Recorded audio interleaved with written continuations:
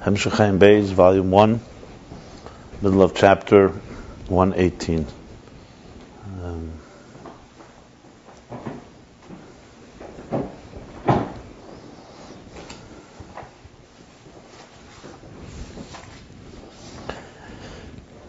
The discussion is about Evan Sapir, so Sfira from the word Evan Sapir. And to explain it, he began with the color of the sapir.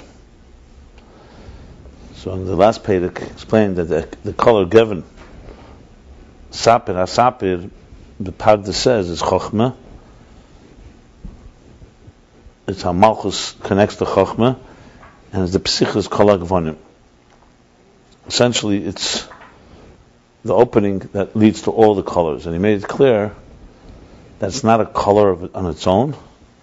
It's only an energy that is like a interface, a portal between no color and color, between ein gevin and gevin.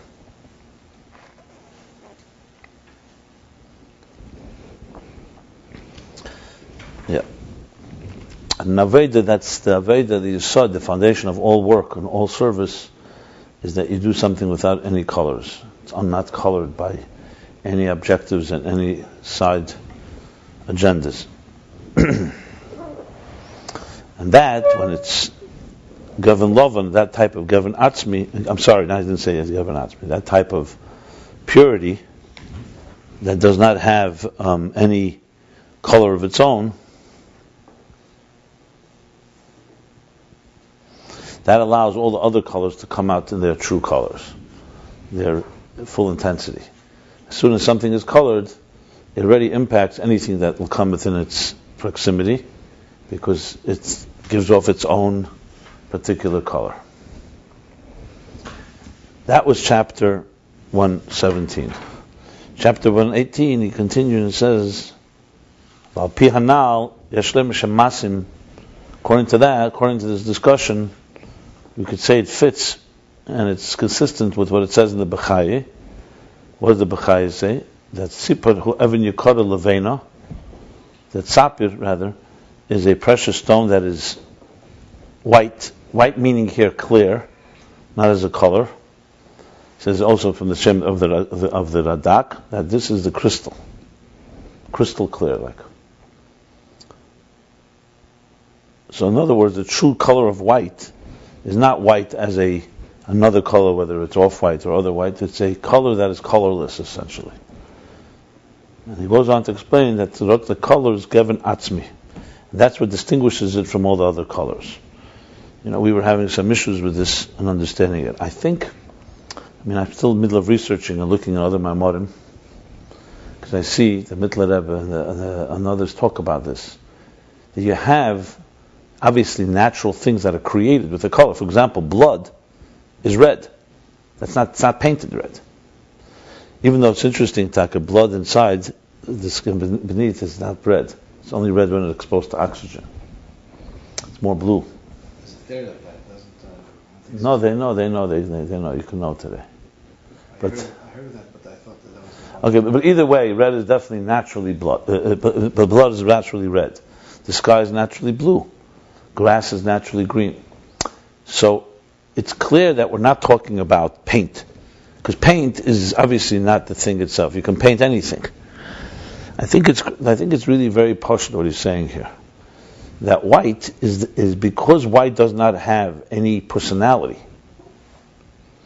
So that's why, like he said in the last chapter, it's a contrast. There he just said basically that anything on a backdrop of white is going to come out in its pure form, because white is neutral. I think that's the best way to put it, neutral. So let's take water. Water has no taste. You stick a little type of taste.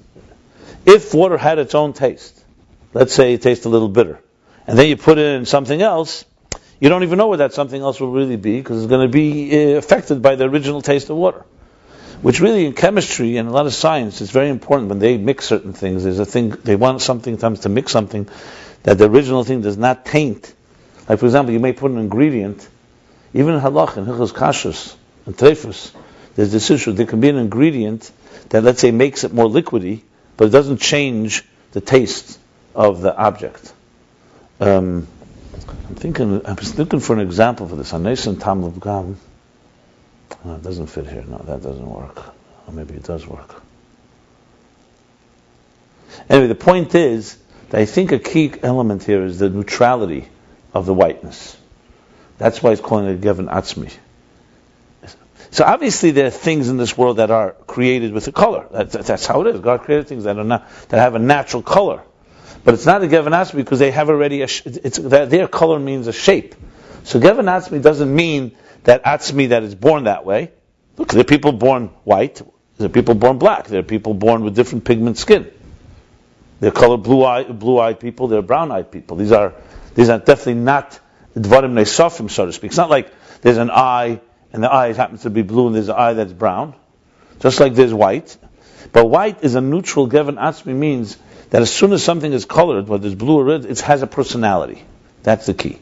And white has no personality. So Geven Atzmi means that, for example, even though we can't relate to it, for example, if you were to bleach something that had, okay, that's not a good example, because bleach is usually, you can bleach a garment that has been dyed. You know, our colored garments are not naturally that way. There are very few things that are natural. Wool is whitish, and then they dye it. That's why you have blue sweaters, and you have brown sweaters, and you have blue shirts, and you have pink shirts. So that's not a good example. That's why I'm making this point. So Geven Atzmi really, I think, has to come down to, not that it's born that way, but that it is a pure natural color. It's like so when all the colors came from above, it started out neutral, and then it assumed a personality. It's almost like, I didn't look in the Pardes right now, but if I recall correctly, if you think about it, let's not talk about colors. Let's talk about how the spheres came to be. Chesed has a personality. It's to give. Gvura's personality is the opposite, is to hold back. Okay?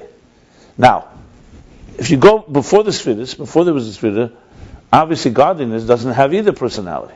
Those already are a definition. So, there's a state where God is Lab Makol in the Midas Klal, it has no Klal Midas. But then there's a state like Kesed, or when he begins to emanate spheres, where a personality begins to be there, but it's only neutral. And then it takes the shape of Chesed and Gvura. The same thing, colors don't just begin with a colored personality, that red gives you a personality and blue has another personality. But it starts off with a Geven Atzmi, they're all basically, there's a neutral blank slate, so to speak. And upon that, you begin to add so-called a color. That's what he means here. So he doesn't mean that everything is white naturally on earth, and then you add blue or white, but in concept it is that way. God created everything, so to speak, white, and then he gave it the personality called Chesed and Gvura, or blue and red, and so on. I think that's a key component here, because it was appearing as if everything really is naturally white. And then it happens to be, if you have a brown stone, that's not natural. It's not what he's saying. He didn't say it's not natural. He's saying it's a Geven Murkav, meaning it has a definition and a personality. So on a very basic level, yes, let's say the wool or snow is white. And then you pour something on it, you can change its color.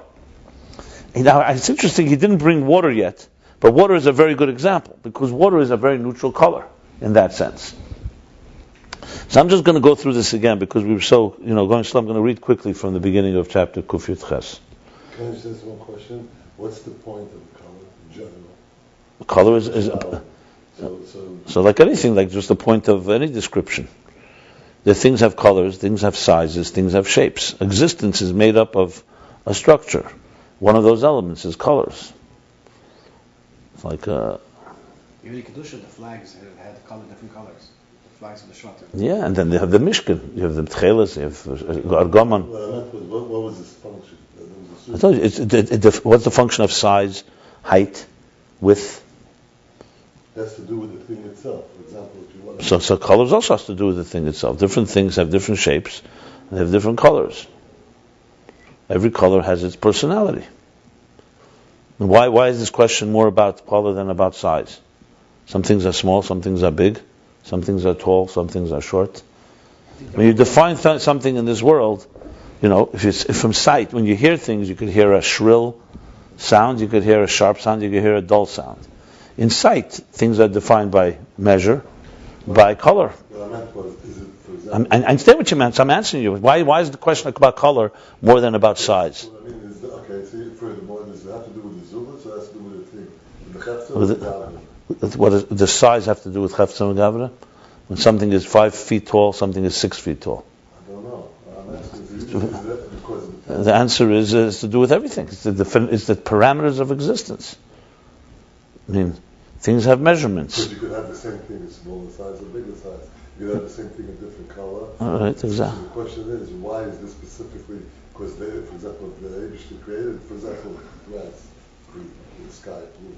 Is there a purpose behind it? Absolutely, everything has a purpose. So So you ask me the purpose for every color in the world? that's not what I'm asking. Just like I said, the same purpose why some things are big and some things are small, and why some things are round and why some things are square.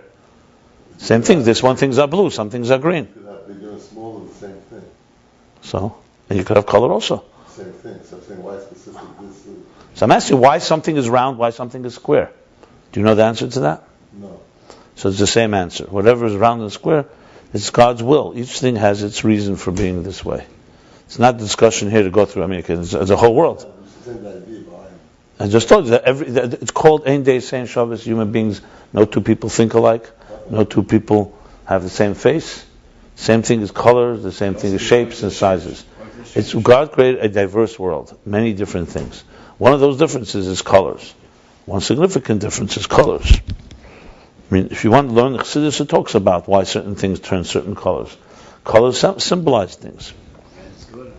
Right? Red is Gvura, blue is Chesed, etc. Malchus is blue. Tchel is Dem Yam, Yam Dem Rekia, Rekia Dem Lekisya Kavod. It says that a red apple means that It's more bitter. red. I don't know that. Yeah. The colors are part of reality. That's it. I mean, why blood is red is a reason for that. If you want to look it up, you have to look. Chassidus says a lot on this. Each thing, everything according to its personality, that's its color. Color is a sign of part of the personality. So, which I elaborated the other day, that colors are part of the structure of existence. That's why they're so relevant to spheres, because basically every sphere has its color. So we're talking Evan Sapir. So what's the natural color of the spheres? That's the thing. Does it say it anywhere, like besides Chasik, what are the other colors? Yeah. That's the Shara Gvanim from the Pardes. He goes through everything. Yeah. So basically, so the question, in a sense, you could say the question is, what is the color of spheres? That's what you could say. We talked about spheres as number. We talked about telling a story, and now we're talking about it being an Evan Sapir. So far, what we've learned that Sapir it's bright, it's translucent, it's transparent actually. So it allows the energy to flow right through it. And we had the whole discussion of Levushim and Kalim. Kalim reveal, Levushim conceal. Yaakov and Lavan. I can't help but realize that Lavan is also Lavan, white. So I'm sure there's a connection here. And some of my Maimonides talks about the connection between Lavan and Lavan and Elyon, the whiteness above. So Lavan and Elyon, essentially, when you say, what color is Ein Sof? The answer is the same color as energy. Energy has no color. That's white. That's what he means, Lavan Atzmi. Then, when you go a lower level, it begins to assume particular shapes and colors. That's what we're discussing now. And one of them could be white too. Yeah, there's white as a tzeva. That's already white as one of the colors. Yes, there was two things. There's Atzmi, which is the clear, and then the tzeva. I don't think he got into that specifically, but in other places it talks about that, beferish. But let's start with it first. Let's not confuse matters. So basically, it's like I said with the projector. When Ein Sof, like the Kav, begins to shine, it's like a projector of light. There's no film yet that's telling the light what shape to take. It's something like I spoke also about Oisius. If you remember, this is also true with letters. For example, a child can make sounds and it can't yet formulate words. So sound, koil, is necessary for dibur. Remember, we spoke about that. There's how, when a person is making a sound, just like that. So what happens, how does sound, then you have the physical mouth, the heimetzos, the lips, the palate, the tongue, the throat. What was the fifth thing? The teeth. All are like filters So think of it like strings on a violin. So the violin just has one string, you make a sound. But then you have, or not a better example, no, the kinnur, a flute. Kinnur is not a flute. Kinnur is a small flute. A flute. A flute is you put a sound, you blow through a pipe, and just make just a sound. Then you have the holes on top, and you manipulate them so the sound gets adjusted. So that's exactly how the mouth works. If the mouth, God forbid, a person didn't have hemichas, they make a sound, and it wouldn't be able to formulate into letters. Obviously, you also need seichel to formulate letters. That's why, God forbid, when a person has a stroke, it affects how the brain formulates words. But physically, even if you were able to formulate in your mind words, and you didn't have the tools, the instruments, the sound would just come out. So sound itself is keil atzmi. Letters is already now giving it shape and form. Which is, and a good example would be the os aleph. So it says sometimes in Chassidus about Tkiyah Shefer. Tkiyah Shefer is, for example, just a sound. It doesn't have any, intonations. Just blow the sound. There's a long sound, a short sound, but the sound itself doesn't have its pshitis. It's called a kel poshet. That's a kel poshet. That's the way it's supposed to be. A shefer, if it sounds like music, it's a pshayla in halach. You're not supposed to be playing music. Music is already a shaped sound that's beautiful and has its role.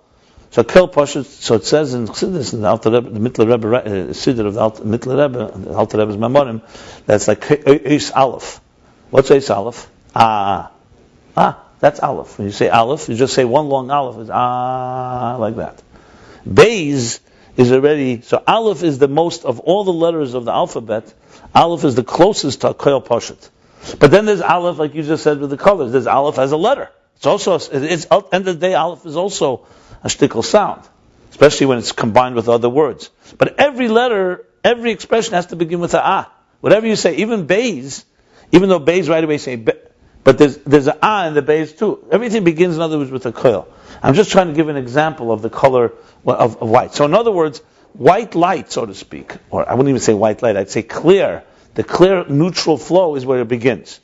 So it doesn't just jump from absolutely a world of no colors and suddenly there's blue, red.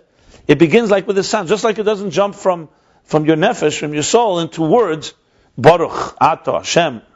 It goes first as a sound. Now when we speak, obviously it's fast, so you don't see the process, but if you slow it down, first comes out a sound and it's going through your mouth, that's shaping it like the holes on the flute.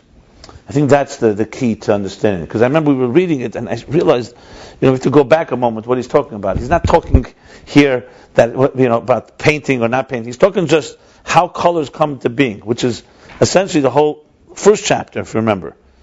That's why, because white, or we talk white, Leuven, in this sense clear, is that way, that's why it brings out the true color of everything else. If the sound that came out of your mouth had already a shape, then any other shape that comes out of it is already not, you don't know what it's really like.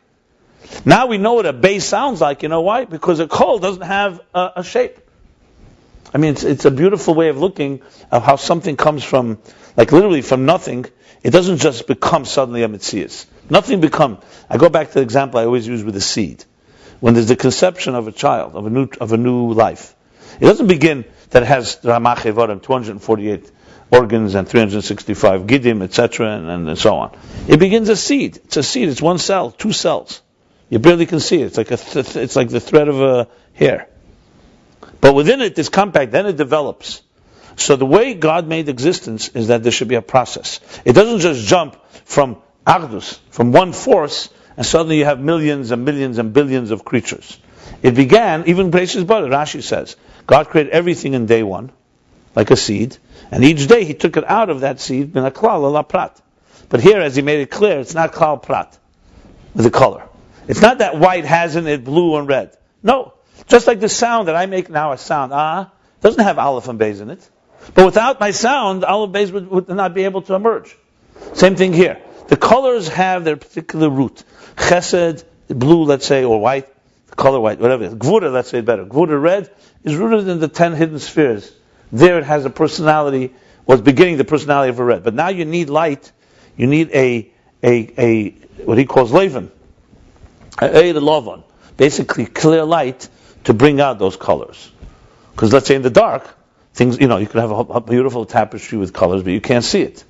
Just like here, you could have in your mind the words you want to say, but if no sound is coming out of your mouth, there's no it's like no wind blowing, then you can't have the music. So you need the wind, the poshet, the what do you call poshet, shapeless sound, in order for it to take on, and then the shapes begins to take on shapes. But the sound itself is shapeless. The same thing in colors. The color itself is colorless, but it is the mokir psiches l'kol hagvanim. This is the key, what he's saying here. And now let's read it inside and see all the details of it. In other words, without that, you wouldn't be able to see the other light because it would be like dark. That's the simplest level, but more baruchni, spiritually, it would be like in other words, God says, I want to have. So it gives it color vitality. Yeah, and brings it into being. I'll give you an example. That's why I was looking for example. There's definitely an example in chemistry and in kashrus. Let's say you have a bunch of ingredients in a pot. You put salt, beans, this. But you don't put in water. You don't start boiling it. So it's just pieces. It's nothing. You try to taste it. It doesn't even have a taste. When you cook it, on the other hand, if you put water and you start boiling water, you don't have ingredients and nothing's happening. It's that type of interaction.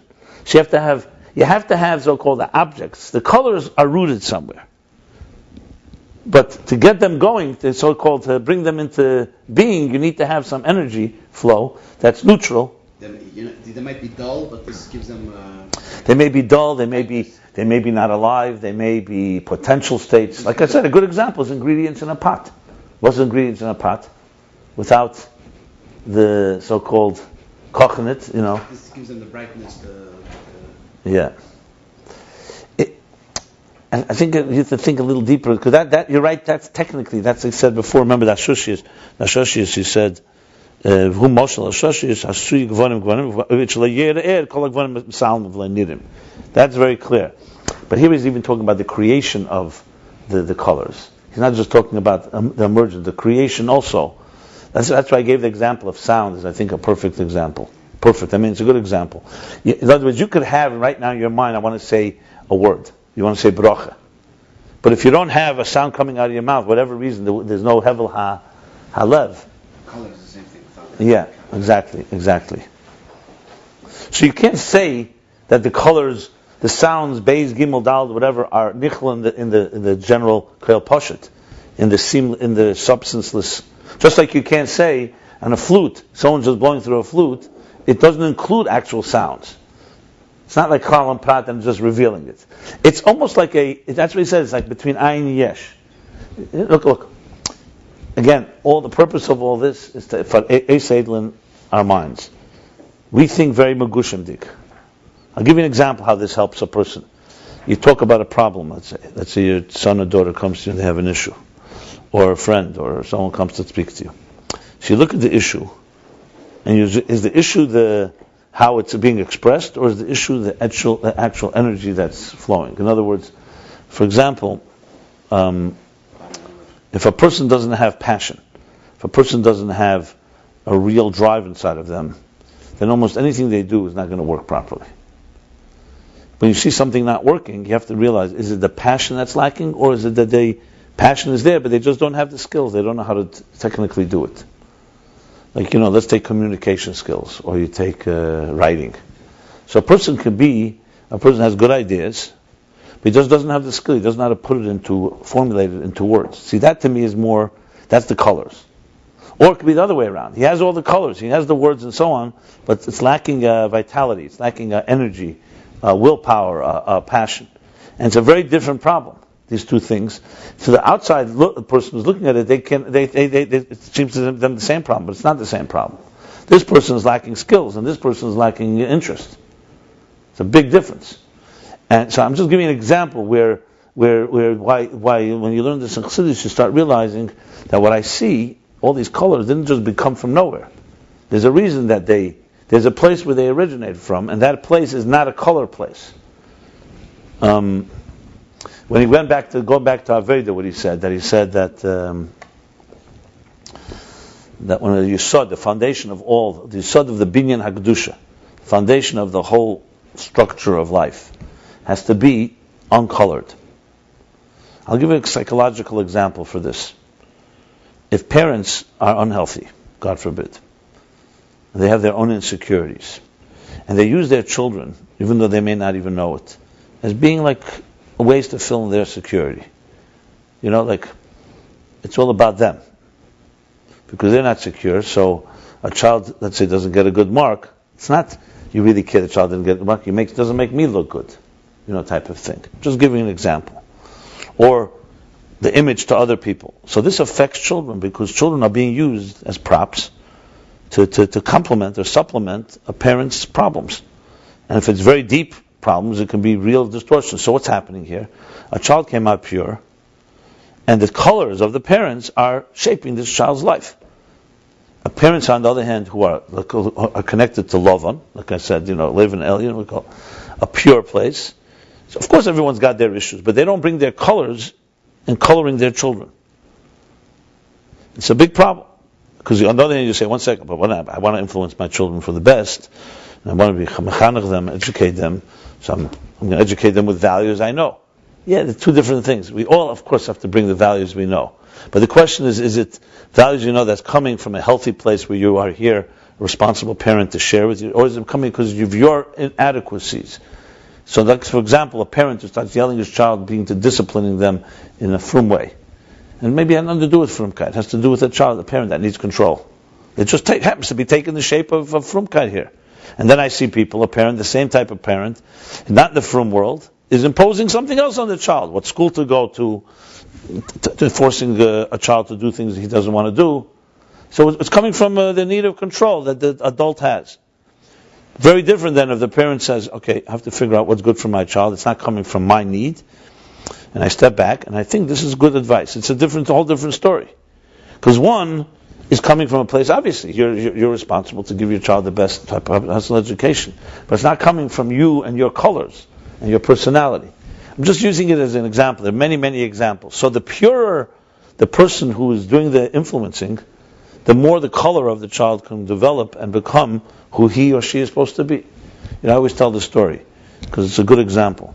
It's not mentioning names here, but I can say the name also. It's a big family here in Crown Heights, I happen to know. And one of their children, as he's growing older, when he's 5-6 years old already, they realize he's different. What's different? He's very musical. He sat down by a piano, unbelievable musician. Now, two things could have happened here. The parents, Chassidish parents, could say, listen, you have to go to yeshiva like everybody else does, and try to fit him into a straitjacket to make sure that he's exactly like everybody else, and basically destroy his life. Because if that's not who he is, then he's just not going to have this flesh. He's eccentric, he's very musical, very creative, and very obvious. Not many people are that way, but it's not so obvious necessarily at such an age. So to their credit, they sent to the same yeshivas and everything, but they knew, they didn't want him also to grow up a freak, on the streets and just be different.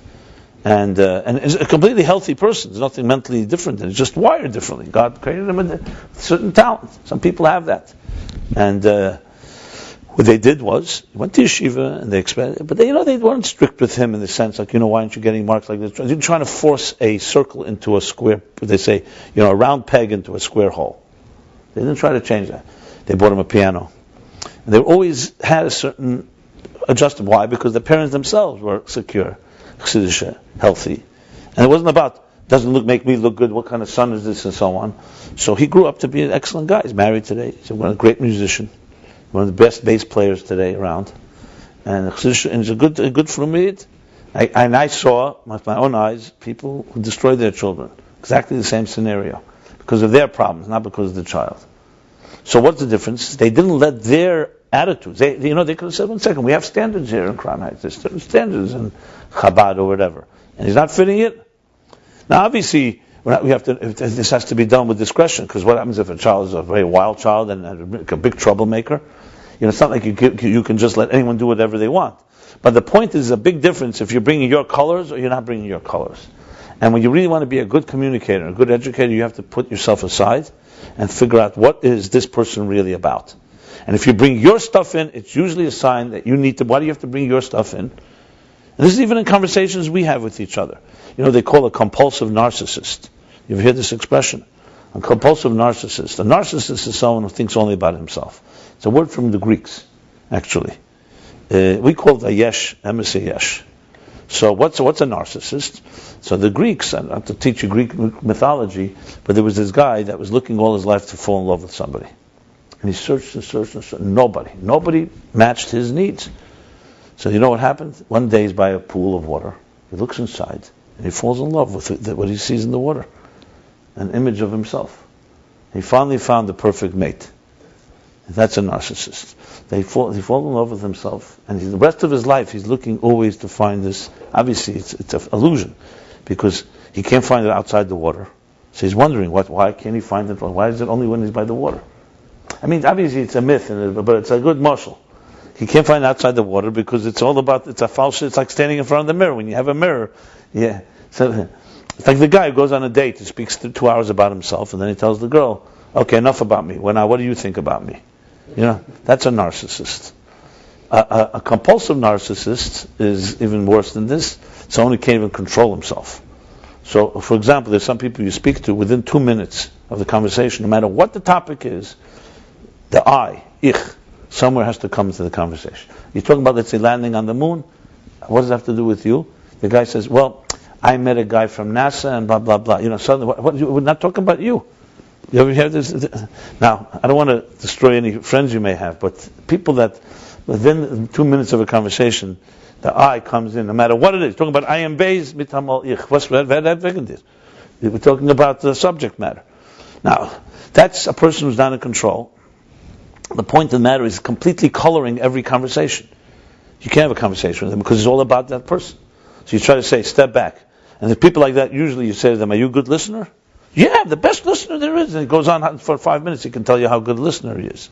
But he doesn't listen because there's no stepping back. I always said the secret to Chazara, one of the secrets of remembering, was being colorless. You come with your mind and your ideas, you're going to color whatever you're going to hear. And it's not per se a bad thing, but you have to know that. That's why when we read sometimes, you have to have a white mind, a clear mind when you read anything. That way you see what it says, and then you say, you know what, I learned something else elsewhere. That's step 2. If you don't have the Aida the Torah Lemivla, that type of cleaning out or emptying yourself, that's what is given love on, you're going to color everything.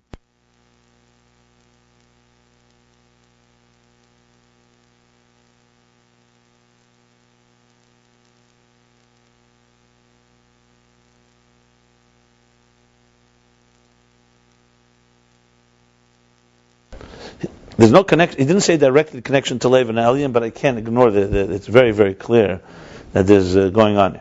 But I'm explaining because we went so much technical. I wanted to just step back to describe what this love is. So the interesting thing here is we're not talking about parents or mechanech or this communication examples I gave, that you're totally not in the world of communication. No, you're interacting with your child. You're interacting. So you're in the world of colors.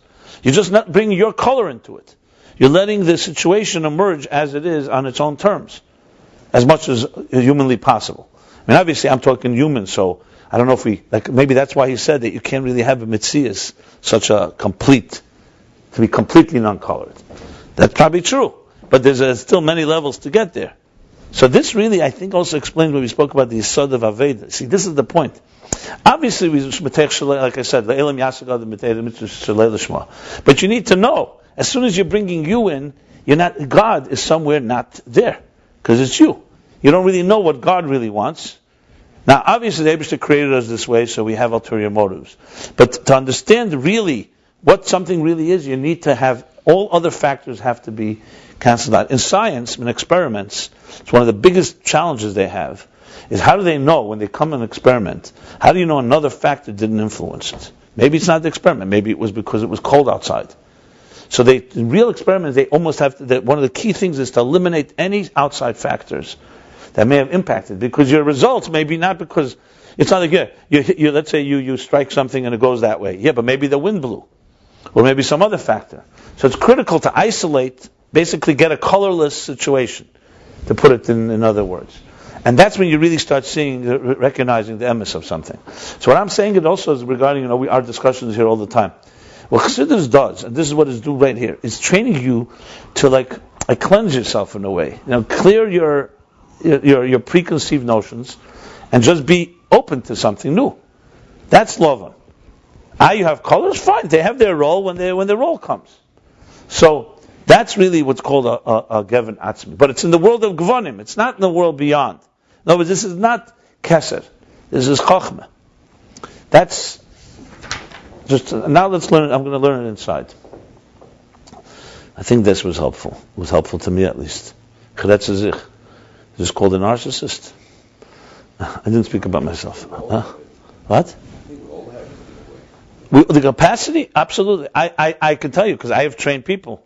You can train someone to be this way, but you have to first make them aware. The problem is people are not aware of their own blocks. They don't realize how much color they bring in. That's the thing. Yeah. Okay, just have to have a bit of color. Yeah, I understand. Like I told you, this guy was in yeshiva. He went to Rabbi Nissen to learn how to daven. So I said, "No, how was it?" He says, "It was nice, but it wasn't as geschmack as he thought." So I said, "Maybe davening is not meant to be geschmack." So his answer was, a Russian didn't say this. He said, "I feel a nish geschmack, dafecho ma bisl geschmack." So I said, "You're hopeless. I don't think there's hope for you."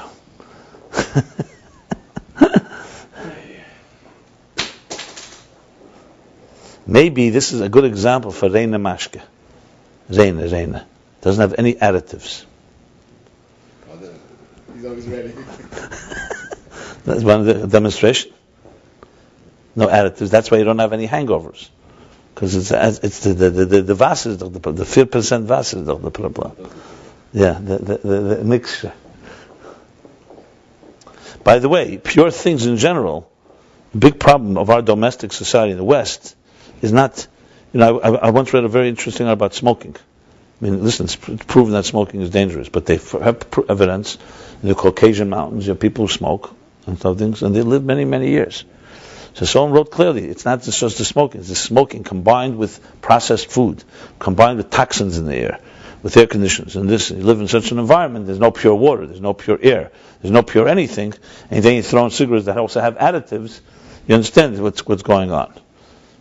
I'm not just trying to justify smoking here. But it still says hazardous deal. And they write, the fact there's no additives doesn't make it safer, right? Yeah. That's the interesting thing about human beings. You can see an ad that says it kills you, and you still buy it. Because the guy who's 85 years old, Yeah. at a Levaya, and he tells me, and he's smoking. He tells me personally, he said, well, 85, he didn't stop yet. I said, you know how many Levayas of my doctors I attended? I remember the old man lights us. He was 96, he was still smoking. The Alta, right? Alta lights us. His father. Yeah. Jason's father. Yeah. He's always doing it. His part, he was like 96, he's still smoking. Okay. Al pi hanal yesh leimer. I'm going to read again quickly. And I know we read, I don't know if we went to the middle of the page, but I'll read it quickly. Al pi hanal yesh leimer shemasi mashakasav b'chai. So far what we said, that Govan Lovan is this type of pure. So that's what I explained now. It's the neutral state that from there will be the beginning of all colors. He says it's masim with the b'chai sesei pashmak b'shem arasag. The sapid even yikon leveno kakos adadak b'shem gon shu crystal. Levena means a brick. No, but he means levena wide.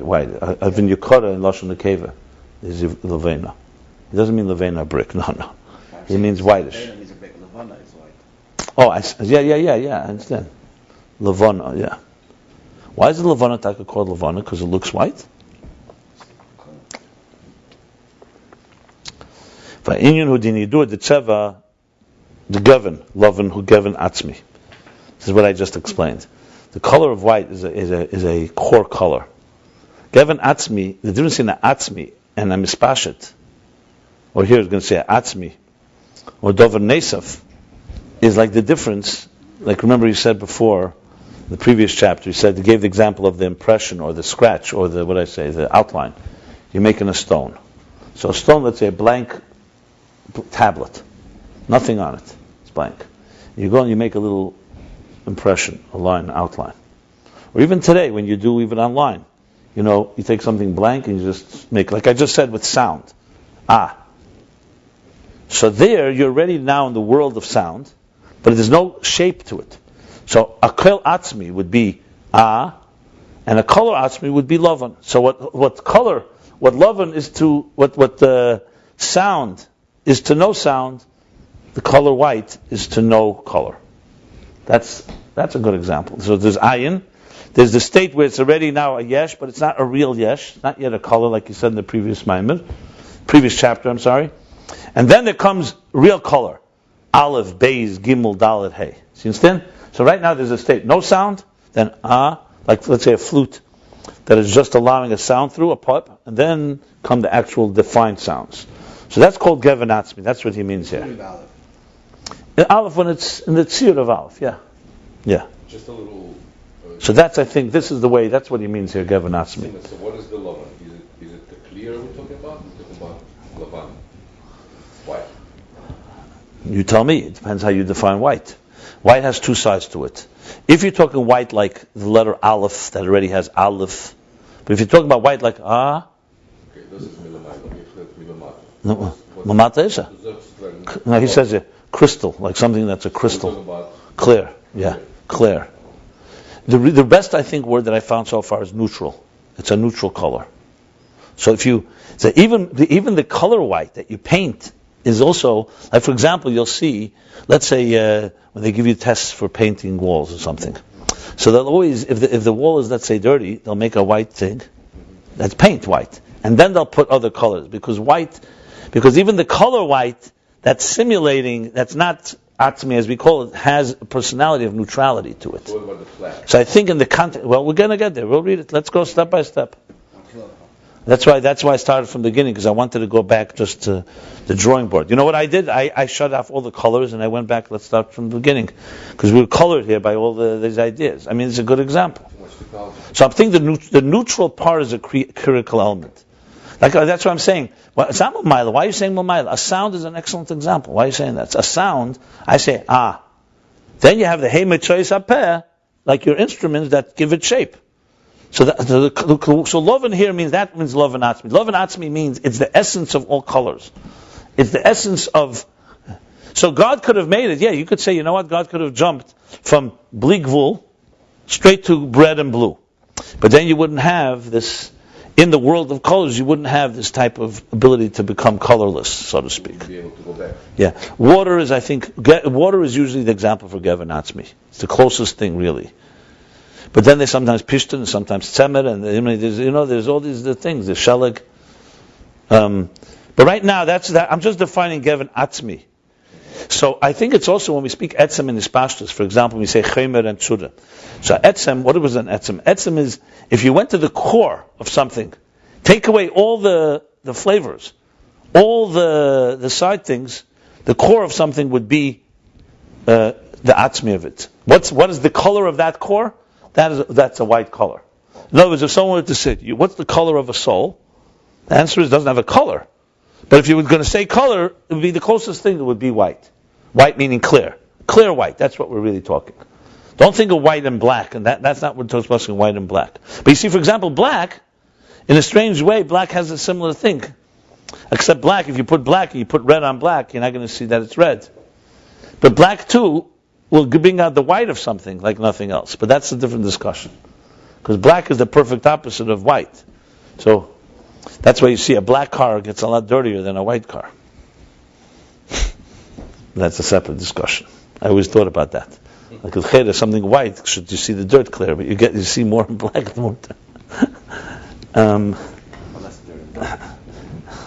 Yeah. She says, okay, Gavin asked me, the bezech chol Gavin Lovon mishari hagvanim she'ene dover nesef al atzmus hadover klal. That's what he's saying. That it's not a dover nesef. He doesn't mean not a dover nesef, like I said. There are things created that are green. They're created blue. They're created red. Blood is red. It's not a dover nesef either. It's part of the fundamental principles of blood. But blood is because it's red. If let's say blood is gvura, so blood is red. But gvura itself is not the natural. That's what we're going to learn later in the parentheses. That chesed is far more natural to the etzem of something because it just flows. So the point here is not that it's not created that way, but its nature is one of shape. So that means it's not atzmi. It's not neutral. It's a little different take in how you translate it, because most people would translate that everything really is white, and if it's green, it means that it was painted. But that's not the case. Grass is green, it wasn't painted. See what I'm saying? So you have to say that fundamentally, colors are like so-called adover nesef atzmus adover klal. But whereas white ain't adover nesef. Ain't a k'meshar hagvanim. You bring it out from grass all the time, but when grass gets withered and it's dry, it actually turns white. Okay, that's a good example. But so you're right there. But when you look, for example, blood, when it dries up, it doesn't get white. It gets maybe darker, but blood is a life force. That could be different. Okay, no, I'm trying to say is, but you'll find things that probably, even if they die, they don't turn white necessarily.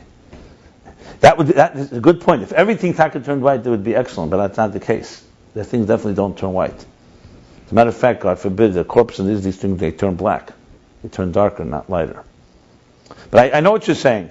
But I don't know if that's as I said, that would be great, but it's not the case. It's for sure not the case. Yeah, but the corpse is not the love, it's not the love announcement. You bring it out. Okay, but there are definitely things that are that's their color, whatever, no matter what happens, that's their color. In other words, it's not painted. The green, even what you're saying, still doesn't mean the grass is painted. No, but it's not the it's not. I mean, green is not atzmus. I don't think you can prove that everything turns white. I don't think that's the case. I mean, I didn't go through every object in existence, but not that it turns white, but it fades. That's the part. It fades. It loses its intensity. But mashenkin white never changes. I don't know. Listen, I wouldn't bring that here because there's things that don't fade. He doesn't say that here. To say that it's maybe a demonstration, maybe it proves it. But even if it didn't happen, I'm trying to say is even if it didn't happen, it's still a legitimate difference. That's what I'm saying. I hear what you're saying. The only thing that is blood, like you said, because you shoot some money we could put on the. Yeah, but there's other things too. There's other things that probably there's probably things that don't fade. Not everything fades. And usually what fades means it was probably not so fundamental in the beginning in the first place. Like for example, if you say something was dyed, that fades, obviously. Yeah. But like a chkik in a stone doesn't fade. Anyway, fine, I hear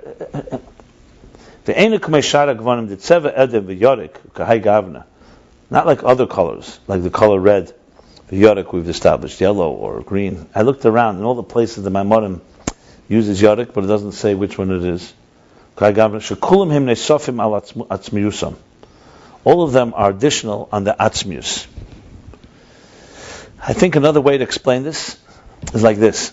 When you say blood is red, for example, you're saying there's blood, and now you're describing that one aspect of blood is that it's red. Yes, it's naturally red. But red is a description. When you say something is clear, it's not really a description. It's like saying it doesn't have any color. But what color is it? You'll say it doesn't have a color. You see, that's a major difference. So this is a dover nesef al atzmiyusam. Yes, it may be fundamental to it. Grass is green, the sky is blue. But the sky is blue. It's a descriptive word. You don't say the sky is... When you say something is white, and again, I don't mean the color white. We're not talking about... Even white, what we really mean is it's not any other color. But real clear, you say, what is it? What color? You'll say it's colorless. It has no color. So in other words, you're not adding an adjective. For example, you said the sun is red, yellowish red, and it's round. So yes, round is a natural part of the sun, but the sun is one thing, and then there's a description called round, or called red, or blue, or whatever. That's another nekuda here. See, read it again. That's why I wanted to read it again, because we're reading yesterday. I felt like we're going. I was at least imposing my general picture of what etzem is and giluyim, so to speak. And I was thinking, what do you mean? Why is it etzem? But he's talking here about a fundamental difference of what the color. That's why white is such a contrast. That's why it's such a critical thing that he said earlier in the last chapter, that only on white background will every other color come out. Why is that? Why is white not? Because white has no personality. That's why. By the way, even the paint of white. Tolerance, it allows for Right, exactly. Somehow it's hard for me to accept this, that this is the white. Like I think. But why don't you use a grub example that he gave here? If I gave you now a red piece of paper, and I said, here's a blue crayon, and I want to show you what blue is, and you put blue on the red, what are you going to know what blue is? No. You won't. I give you a white piece of paper. Forget about atzmina. White, so it means it's white. No. But why suddenly here I see blue and there I don't? Because it's a basic. White is such a basic. So you're using the word basic. I'm using the word neutral. What means basic? That doesn't get in the way. Ik verstehe. Ik begrijp wat je dus is dos. And what I just said is no difference. Right, because if it's clear or it's white, as far as the color that shines through, look, same thing with the glass. If the glass is tinted red, the light that comes in is going to look red. So that's a glass. That's me clear. If it's a white background and I paint red, it's different examples, but it's the same idea. Now, obviously, we're not talking here the tinted white. We're not talking about like that. We're talking here that this color is a colorless color fundamentally. That's what it is. So what is clear or white is really not in the gay right now. You can call it either way. I think obviously here he's talking about pure whiteness, which really means pure clarity. That's why he says crystal. He says crystal. Yep. Or you call it lavona. Okay, good. Mashenkin Gavin Lovon ain't a dover nesav letzma dover. I just gave another example. So you're saying, yes, we may say, for example, the moon is white, but then you're not really saying the moon is white. You're meaning to say because that type of white is not a good example there because it's not really. It appears white. The moon is not white. The moon is it's silverish. That's really what it is. So that's what he's saying here. So when you say something is colorless, it's not really an additional description. It's something that is essentially neutral. Yeah, that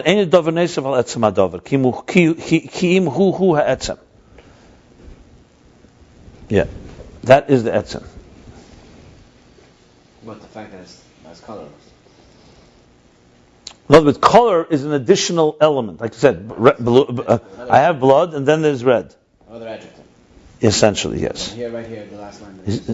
Yeah, he's saying it's repeating basically. Ain't a dover, like you said before. That's a dover nesef al atzmusam. This is not a dover nesef. Dover nesef is again, like I said, the natural sound is ah. Yeah. A specific sound is a dover nesef. So when it says ki what is the hu? The color white or the colorless color. That's yeah. Love. Yeah. Gavin Loven hu ha'etzem. That's with the object. Yeah. You could also say it brings, like for example, if you want to see the true nature of something, you have to shine clear light on it. You shine any colored light, you're not going to see it's true. So why? Because the colorless element, the neutral, just is like does not get in the way of the etzem. So you have to say it's hu ha'etzem. Yeah. Obviously here you have to distinguish between mashal and nimshal. In the moral, this is much clearer. In the nimshal, you're not going to find exactly. You can say, okay, so one second, what do you tell me? That something that's clear is the etzem? I would put it differently. I'd say something that's clear does not block the etzem. So it's like there's no adjective, there's no additional description. It's just letting it flow through. It's an interesting meditation because clarity, actually, like he's going to soon say, real clarity, something that's really clear doesn't exist. Like he's asking a question, you're studying it, right? Because clear, what is it? If it's neutral, why is it there? Then it should be invisible. But that's not what he's saying. So he's being in the world of colors. There's something that is colorless. That's the point. That's what I'm saying. Let's imagine a world where didn't exist the color white. Can we imagine a world where there's no white, there's no clear? Everything has a color, as in a red, blue, green, orange, whatever. It'd be interesting. You would be able to not be able to really. I mean, it's hard to imagine even such a world. Because if there was no color, if everything has a color, then I look at my window, I'm not really seeing what's coming in. I don't know what's coming in, actually. It's shaped by the colors.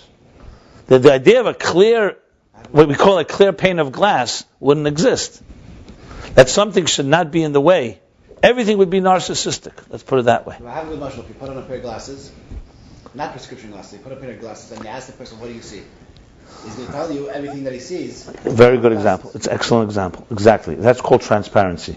But it's still through a glass. It's not without the glass. For him, it's not considered anything. It's an example. I would say even further. Even if the glasses do enhance, you're still seeing it. Because it's not coloring it, it's just enhancing it, magnifying it.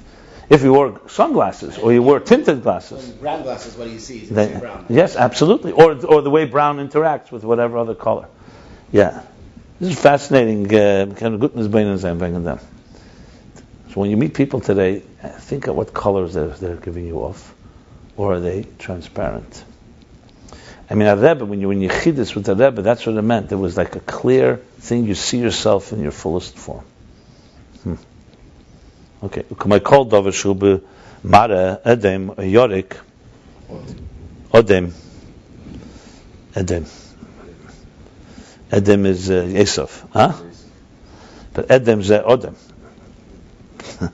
He was red. like we see everything that is in the color of red or yorik, yellow or green. Ein ze she'etzem ukach. There we go. Okay, that's what he's saying. See, this is where we also got stuck. It's not that the core thing is this color. Kim hu me'ezeh siba, hainu misad ezeh harkoved mishum zeh nasa b'marazu. That's for some reason, which means there's some type of mix. And because of this, it's this color. See, what got me, what I realized that we'd missed. Why doesn't he just say Ki'im hu mitzad ezeh harkoved? He says Ki'im hu me'ezeh siba. Mitzad ezeh harkoved.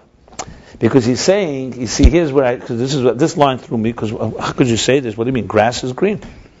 The etzem of grass is green. But ezeh siba.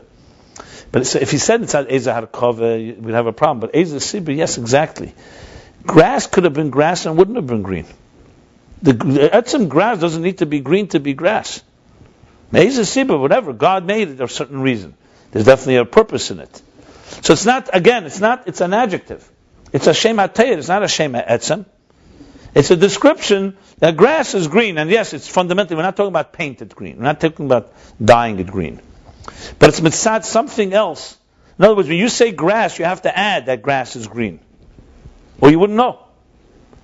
Whereas, that's the point here. So, mitzad ezeh siba, there's a reason that is, so it's not that the etzem is this way. See, yesterday we were reading the etzem is this way. We're saying, what do you mean? Isn't blood red? The etzem of blood is red. But that gufa is because of a reason. Hainu mitzad ezeh harkova, and that means it's mitzad ezeh harkova. It's not just something, it's not like someone threw in a tint of green into grass that made it green. It's a reason that's making it. Therefore, there's a harkova. Harkova here means more conceptual harkova. That it's not the natural thing itself. It's not the core thing itself. It's, so to speak, an additional element in it. The mishum zeh nasa b'marazu, and that because of that it causes this. If you think about it, he's really speaking avodah here, even though it's still the mashal. In other words, why are you doing it? Because of you want to get closer to God, or other reasons he gave. It's not. It's mitzad ezeh harkov, mitzad ezeh siba. If you did it just because of the thing itself, that would be colorless. I'm talking now the avodah part of it. You're on a limb over here. Why? Giving yourself a wide latitude to touch it this way. If you don't touch it this way, you're going to run into this immediate problem that there are things that are naturally color. Less than the next line, really, actually, it's more. Okay, let's go. Let's see. Fine. Listen, it's not the first time I went on the limb. I'm trying to explain the best I can. Adrab, if not, you're going to end up getting to the problem that some things are naturally color. Yeah. And I told you, I looked at the middle of them. I'm not talking. I looked into this and I rethought it. If you just start etzem, then you could say a lot of things are natural. Because you see here, he's not just trying to say that white is natural, let's say, to water is white, and then green is natural to grass. No, this clear white is a different category of color, period. And it's clear because he said it before. That's why it doesn't shape other colors. That's exactly why it doesn't shape other colors. If it was just another one of many colors. I'm not talking about the clear now. Okay, let's continue. Okay, let's continue. Like a glass that's green, that's yellow or red. It's not that this glass. I know here it really sounds like it's more tinted, but it's giving a kumoy. So here, it's not that the glass, the glass, schuchis is glass, right? Yeah. Be'etzem hu b'marazu, that's fundamentally this color. Rak shenitzba kach. It was only colored this way. You see, this line again, when we were learning it, it sounded like that's what he's talking about. He said, but this is only an example. What he said a line before, he's not talking about. Here, taka glass is not. There's no such thing as green glass or orange glass. That's tainted. That's tinted glass. So it's an example. He's giving an example. It's not the thing itself is this color. So the example. Now let's go back now to green or green grass or blood. It's the same idea as what he's saying. Obviously, it's not exactly the same because they're not tinted, but it's the same in the context of being an adjective, being an additional descriptive element. I think a good example is when we say Shema Etzem, Shema Teya, that's a good example. Like if I said that you're a Talmud Chacham, that's not you, that's already an adjective. That's what you're good at. It may even be who you're born to be. If I said you're let's say, you're a commuter, that's a completely circumstantial thing. Or that, yeah. But if I said that so I'm describing you, but that's already an additional thing. It's a red glass. This is a description of the glass. Yeah. It's descriptive in that say. Yeah.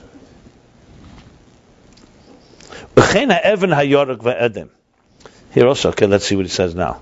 Same thing with a green stone, a yellow stone, ve'edem. Okay. But if it's Ichal, Babir, Edem, and Ishmael, I'm trying to get this thing out. Adem.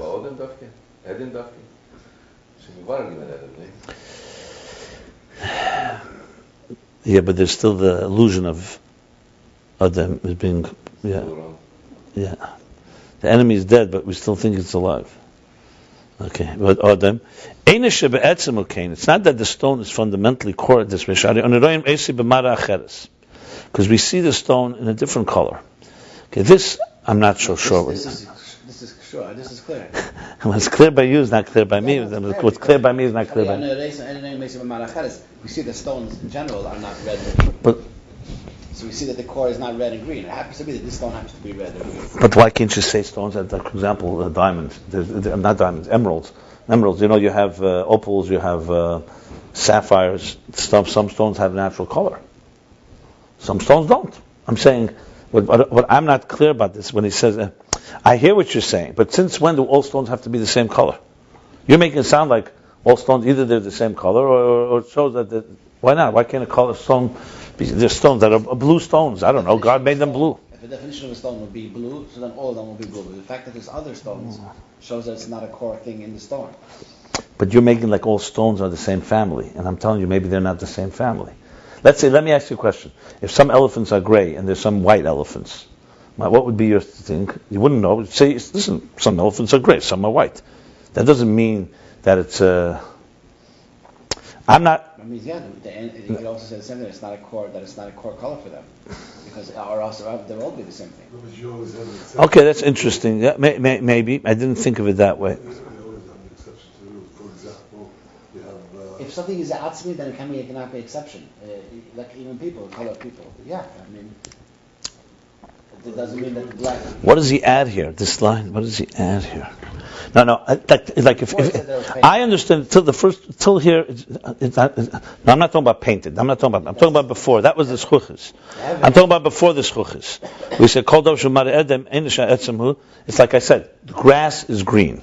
So we're not talking about painted green. It's just an additional element. When something is clear, it's not like it's the core color of it's a core description of the thing, not a additional so-called element to it. He's building up a case here. Very interesting. Look, he says now he's bringing from painting. So that's a very superficial raya because it's only you're painting.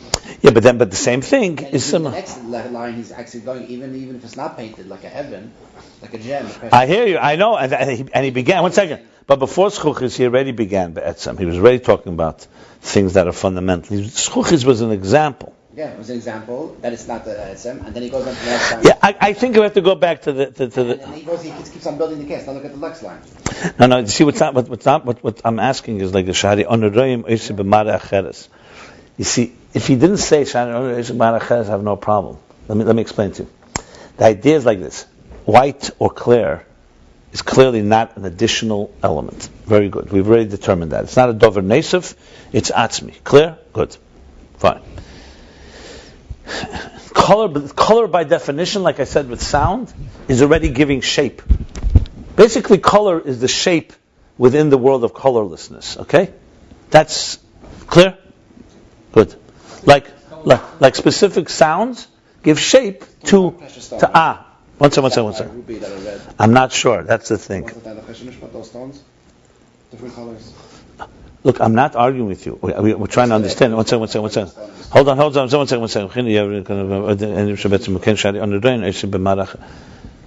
So the same thing you could say now stones, that if it has a color, it's an additional element to it. Let's say it's a red stone, by nature, red. So red is an additional, just like you said before. What he's adding now is since we see that it's sometimes in a different color, yeah, it could be, you're right, it could be talking about precious stones. Like, for example, a sapphire is sometimes reddish, sometimes bluish. No, like this. I can see the blue and green and yellow. I see all these colors. Depends on my angle. Okay, let's continue on. I'm fine with that. Yeah, we could say, because you see you see the same thing with another color, so you have to say it's a dover nesif. Like I said with grass. Not that it could be possible, but if I said to you that there's bluegrass, okay, there's somewhere there's bluegrass, maybe there is bluegrass. Okay, yeah. So in other words, it's not fundamental to grass that it be green. There's a reason that it was made green, the reason that it comes out green. Okay. So there's no fundamental to the stone that it's red or yellow and so on. That's why it could be in a different color. Ragzehu shamara boy barkova. That the color in it came arkova, meaning an additional mixture. So we're not talking, okay, v'cheinu be'etzem atzeva adam hayorek. That's why now he goes back to ve'etzem. Not right. Not just. Well, first he started in general with everything. From schuchis, yeah. If it's more superficial, then the more. Then yeah. Now the same is be'etzem atzeva ha'odem oy hayorek. It's the actual color, not the etzem color of red or yellow. Not the object. Right. Not the object. Gam kein ein atzmi ki murkav meiz davar. And so it's already more edel, it's a more dakazdik. So you have to say that color itself is not an atzmi. It's a, right, eishis, exactly. It's not an atzmi. It's ki murkav meiz davar. Very good. See, slowly we read it, you get through it. It's very good. But you see, like, you read it quickly, you don't get it. Yeah. We read it yesterday, and Even the word Evan, I thought yesterday from Evan from the Yeah. The The truth is, it could be any natural stone, really. What he's talking about is natural stones. Okay, he goes back to those words. Remember, the key is Eza Siba. As soon as there's a Siba, Naved, it's also clear. As soon as you have a reason, is Shane tainted, or tinted. Tainted and tinted are the same context. Nasa b'tzeva marazu, that it becomes this color and this look. It is also Mashenkin dover halavan. Because of the atmosphere, it looks blue. It's also true. No, but you see, this is very fitting now to physics, because in physics, it does say the natural color is clear and white. Again, not white, clear. And you need to bend light to get. The reason we see green is because the light waves. If you go, the air waves of green are shorter air waves than the air waves of blue, and red, I think, is the shortest of all. That's why it's basically measurable. You can actually measure it. So in other words, it's like sounds. Why? For example, when I do or I do you hear different sounds. There's different waves. There's a way to measure decibels of a sound and how it's measured. So white, on the other hand, is just a natural flow. It's a flow of that, and as soon as there's a color, it means that something is shaping it. Some type of bending of the color. Something is bending. So that's why white is a natural color, because everything else is a murkav. Everything else needs a reason. You take away, if light was not bent, the law of physics, everything would be clear. You wouldn't see colors. That's the key. I don't know about the physics part, but absolutely. What's bending the light? The atmosphere. The shape, the angles. Yeah. Example of rainbow. The sun goes through the clouds, so the clouds are bending the light. The drops of the rain. No, but when I see a red cinder, what's bending the light? The atmosphere. There's no atmosphere. They if the atmosphere was manipulated, you'd see a different color. They can manipulate. It's the atmosphere itself. There's things. It's always It's not red. No, it is. That's what red means. Bent white light. What you call red. Now the thing is, it's not. It's objectively this way. It's not just you see it. We both see that it's red, and you can prove that. You can call it blue, whatever. But Yeah, a colorblind person doesn't actually see it that it's red. there's reason because there's also how your eye. It's how it shoots off from your eye. It's reflections. It's basically reflections. But it is actually red. I don't know what you mean by actually. The definition of science of red is a bent light by a certain wave. Like you asked me, is it actual sound that sounds like? Yeah, it's an actual sound, but there's a reason that it's happening. That's what it says. Eiz Siba. There's something caused. Look, it goes like this. The way they put it is like this. They put several colors on the wall. You bounce light off of it. Those colors are absorbing some of the light. White doesn't absorb. As they absorb, they give you back only a certain flow. Okay, I mean that's just another way of explaining it, but it's the same, some similar idea. Because you're not seeing the wall; you're seeing a reflection of the wall. So the reflection is the question is now if for example, if God forbid there was a damage to someone's eye, of course it's going to affect. There's also a thing called synesthesia. That is people see something, they hear a sound, and they hear a sound, they see something. Did you know this? Synesthesia. There's a whole chapter on that. Yeah. We learned the whole chapter in Ayin Beis about it. I mean, basically everything is colors, like you said. No, but this is objective. Kandinsky was an artist from Russia, a Jewish artist. So he had synesthesia. Basically, they see a color, they hear a sound, and when they hear a sound, they see a color. The same colors. They see. By them, sounds have colors. No, but you spoke before also. You meet a person and you see a color. Schwarzer Mensch, weißer Mensch, the whole thing. Yeah. They found an artist just now. They found an artist he does amazing art and he's blind. And he defined everything that art and the scientists knew until now about color. How could a blind person use color? Mamish Mishugin. Mamish Mishugin, I'll show you. It's nicht normal. He's totally blind. Born blind? Yeah. Born blind. So he never had even an image. So you have to say... Born blind when he became blind. No, he was blind always. Mom was born. Yeah. There's a video of it. I'll send it to you. Okay, so you have to say that he had it within his... They're trying to analyze how could it be such a thing. He gets the waves. I don't know. But I'm not shocked because, listen, how do we respond to music? We're not trained. We just respond. There's music in the soul. So you have to say there's visuals in the soul. I like it. That's good. It stems very much with my Torah. Because the soul, everything, Okay, very good. Good. Now you're going back. By contrast, the color lavan, something that's white, is atzmi. It's an atzmi. It's not murkav. Yeah. It's not something additional. It's clear. Conceptually again? Conceptually and also physically. I told you, physically, it doesn't shape anything. Right, it bounces all back. Okay, now he says. Now, here is the ukamoi shebe'emes enu motzei klal mitzias gavin sheyitzavei loven mamish kamei haloven be'etzem. Like in truth, ukamoi shebe'emes. In truth, you don't find in mitzias existence something that's that white like mamish loven be'etzem. Because there's always different shades. See, that's why he's adding this, right? Because at the end of the day, even when you paint white, There's different shades. besides there's different shades. So it's true, white is the closest thing to give you a contrast of what red is, where red is not. But at the end of the day, once it comes into Metzias, it's already not pure clear. Because what is pure white? There's so many different. There's eggshell white. That's a different thing. We're not talking about that now. No, I'm telling you that's not what he's saying right now. Anyway, he's going to say, 1 second, in a second he's going to say something like I that. think he's saying that now. No. Because whatever we're seeing is always it's a white that you can always contrast. No, but Which one of them is no. the white? That's not what he's saying. He's saying is that there's no such thing as total clarity. You cannot see total clarity. So now, and the gvonim and the white colors that we find in existence, which means tzeva lov, the color white, and they're all comparable to the core whiteness or clarity, the way it is fundamentally that way.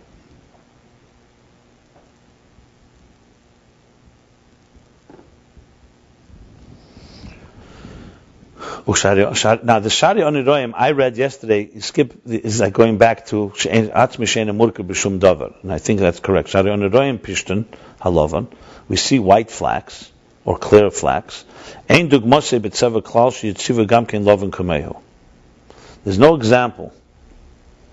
Ein Dugmose B'Tzeva Klal. There's no example in colors that should be Sheyitziva Gamkein Lovan Kamehu, that should be white like this. I think that's what I was telling you, that there's so many different shades of white. You get plaster white, there's off-white, linen white. Like he's going to say later. Old white, antique white, right? All these whites.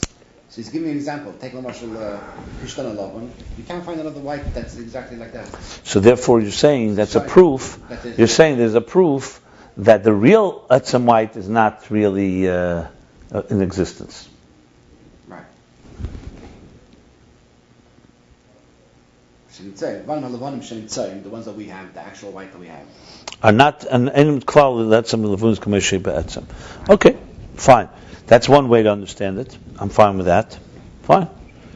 Basically, in a sense, it's bringing a eye from Pishtan Lavan. Try to find another white that you could actually, if you compare it to right next to each other, put them next to each other, you'll see that it's different. Take any shade of white, you'll see it's different.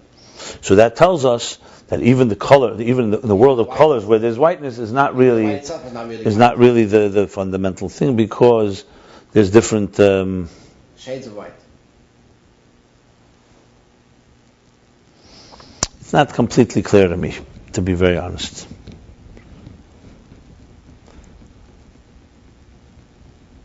Yeah, and he goes on to the parentheses. It says, No. I don't. I think you're being very technical, and I don't know if it's completely. I would add something here.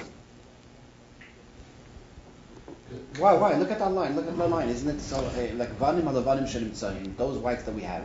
V'hainu tzeva halavan, the actual color white. Einam shavim klal. They're not comparable to etzem lavnunis k'moshu be'etzem, to the actual core white. We see, for example, Pishtan 11. There's no other thing they can compare it exactly to that. What's the connection? Huh? He's saying that the colors white that we have are not comparable to the core. Right. So how's Pishtan an example for that? Is Pishtan the core? Pishtan's not the core. So what? You're sticking because there's different types of whites. Yeah. And he's bringing an example of one white that you can't compare to another white. Right. That means that all the whites are not really the core. Yeah. What's the total logic here? I'm not clear. I said to you, I could see an interpretation like this. You can't bring an example of the core because ain't them saying, because the ones that we don't have it here. He's right. That word shouldn't those that are here, the white that are here. The core white is not something. So because whites are not similar to one another, since whites are not similar to one another, right. So you have to say that none of them really reflect the core. But why not? Why can't you say one? There's one type of white in this existence that does, and the other whites are not pure. I'm just asking you a klotz kasha. How does that prove it? I agree. One second. We agree that there's gradations in the word love. We're not talking about other colors. White. Why can't you say that? Why? Okay, so not right, exactly. Because real colorlessness cannot really be seen in this world. Total colorlessness. There has to be something. But I'm saying, but let's say he didn't bring the example from Pishtan. Pishtan, I agree with you, is an example that shows you that in the world of white, there's different whites, and nothing can ever compare to Pishtan. But how does that prove that there's one core, that maybe there's one thing, yes, that God made in this world that is an example of Etzem Luvnunis? How does that prove it? Let's say it's snow. I'm not saying it is. Right. I'm saying just because all the other whites are shades of it, why can't you say there's one? That's what's bothering me. Why is that a fundamental? I understand what you're saying. I understand clearly what you're saying. Anyway, I have no problem with the general teichan advarim. Let's move on, because it's not. Mashenkin davar lovenu atzmi shein murku b'shum davar. Shani royim pishtan all over and the Muslim mitzvah. Mitzvah. Mitzvah. In color. I use it again. One second.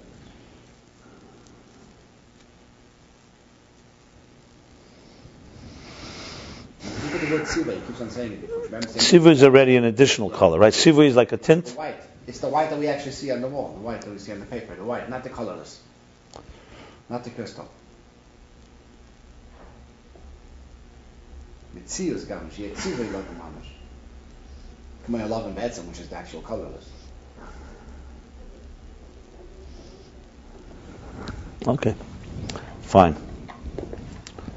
Good. Ve'efsher the b'tzeva loven gamkein al v'nunis atzmi. That's what's qualifying it now. Right. In other words, he's going further. But still, this still doesn't mean that even though we don't have here a perfect example of colorlessness fundamentally, this still doesn't mean that white is like blue and red. Right. That's the key. That's what's qualifying. Yeah. Ve'efsher the b'tzeva loven gamkein al v'nunis atzmi. That even the tzeva loven is also, even the lavnunis is also atzmi. Rak sheyesh bei tayruvus min given acher. It's a shade. That's what he's saying. Right. Shade. Nevertheless, there's some mixture of another color. Shaba boy that came into al yedei tzmicha through the growth. Let's say pishton grows. Yeah. Al yedei adama. So in other words, pishton really fundamentally is rooted in that core place. But because it's on earth, so something through growth or through adama, through the earth. Look, my love and adamdam, like the love and adamdam, which is reddish white. Shemauruv mar edem ba'loven, that is mixed in the color adam. The color of red was mixed into the white. Aval lavnunis sheboy hu atzmi. So even though it's true in this world, you don't have a perfect because something got in the way. Yeah. But the lavnunis within it, but the whiteness in it is really a core thing. It's just that B'poil, in actuality, something has that's why you see it. That's basically why you see it. Because if it would be totally clear, it would be completely invisible. Now he explains it. Because the example for the white color above, Midas HaChesed, is the midah of Chesed, which is the branch of Chachma. It has a similarity to the infinite divine light, but Chesed is essentially transmitting. It's flow. It's a emission of energy. It's a branch of Chacham which has in it a command. And just like, and what's the similarity? That it's Gilui. Chesed is reveals. And the Gilui of B'chinas Blikvul. It's giving everything of itself. So that's really the example of white in the Maila. The Midas HaGvuri Muchalekas. Midas HaGvuri is different in the fact, B'ma, She B'chinas Hedra Gilui B'chinas HaGbola. That Midas HaGvuri is the opposite. It's the state of concealment and lack of hedra gili, absence of revelation, ubchinas hagbola, and a state of confinement or definition, limit. Mam is the opposite. There it's gilui and biligvul. Here it's hedra gili and gvul. And that's really like a dover nesav, like I explained yesterday in the other class. Why is it a dover nesav? Atzmus is obviously beyond bligvul and gvul. But if he's going to be in a world of expression, it's going to be much more natural bligvul. You hear that again? Atmos is not bleak vul, but if he's going to be in a world of expression with his gilui, the pashtus, a gili of Atmos, is a gili that goes on and on. Something has so therefore when you say something stops it, that's already like I said before when you say about the grass. Grass doesn't mean it's necessarily green. It's a description of green. What is grass? Grass is grass. What is elikus? If you put it in a world of gili, bleak vul. That's its natural state. That's white. Red and blue or green or other colors is already a additional. You wouldn't say, for example, if someone said to you, what does God look like? The answer is God doesn't look like anything. He's beyond everything. But if he was in the world of colors, what would he look like? It can't be red, blue, because that's already a description. You'd say it's clear. It's a personality. It's a clear. He's clear. He's transparent. Meaning that it's a bleak vul. There's no definition. In the world of colors, he's colorless, basically. Essentially, that's what he's saying here. And mitzvah chesed, nevertheless, even though it's a midah, definitely, love. How do you kamaya etzem? It's like the core. Shehi b'chinas hagili, v'hagilu k'meishu k'meishu dahainu b'chinas bligvul. And the gili is the way it is, without any breaks, without any shape. It's like the sound. What would God sound like if you let him sound? It would be bligvul sound. It wouldn't have a shape. So that's what it is. Chesed is even though it's a midah, but in the world of a midah, once it comes in a midah, it's like the etzem. What's the etzem? Etzem is gili, revelation, and gili kamoishahu. Without any, don't create any intonations, any shapes and forms. How is it kamoishu? B'chinas bligvul. V'zeu shagam b'tzeva halav and halav nunis yatzmi. And that's why even when love comes in this world where you don't have the core, how it is in this free. It's already in a color. That whiteness, that clarity is also natsmi. Now, but then something mixed in that made it have a little appearance or whatever. If it appears white or so on. Mashenk and shari hagvanim. By contrast, the other colors etzem hatzev hagevin hu murkav. Here, the etzem halavan, even that we see, is not murkav. It's just that in this world or in our eyes, there's something that shapes. There, the color itself is already murkav. It's already a hybrid, a combination, a mixture. Lo yatzmi, and not a core thing. It's excellent explanation when you start thinking about it, because if you think the other way around, what makes whiteness and clarity have that ability to be so neutral? The answer is because it's coming from a bligvuldica place. That doesn't from pshittus, from. That's why we can have a clear glass. Because you could think, and everything in this world blocks. If I stand in front of you, you can't walk through me. A wall is blocking you. Why suddenly a wall doesn't let light in? Suddenly there's a thing called a glass, a clear glass that lets light come in without any change. That comes from a place that has nothing, that is rooted in a place that doesn't have a color. Earth is also from Shittas. It's interesting. Okay, very good. Okay, finish the parentheses. So you say there's the parentheses, as I said. Okay. Now we go on. And this explains, and that's why all the colors have them a leaning toward many type of weird colors. Many, what he means, Mishunim means many different diverse colors, not Mishun as in Shan Habris. Mishunim means different, many different. Like the color red has many mixtures and many combinations. And same with yellow. Many different mixtures.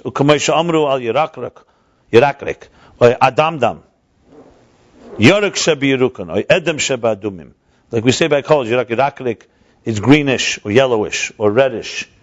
That's what adamdim, reddish. So it's not total red, it's a shade. Yorik Shabirukin, yellow within yellow, deep yellow. Edem Shabadum, deep red.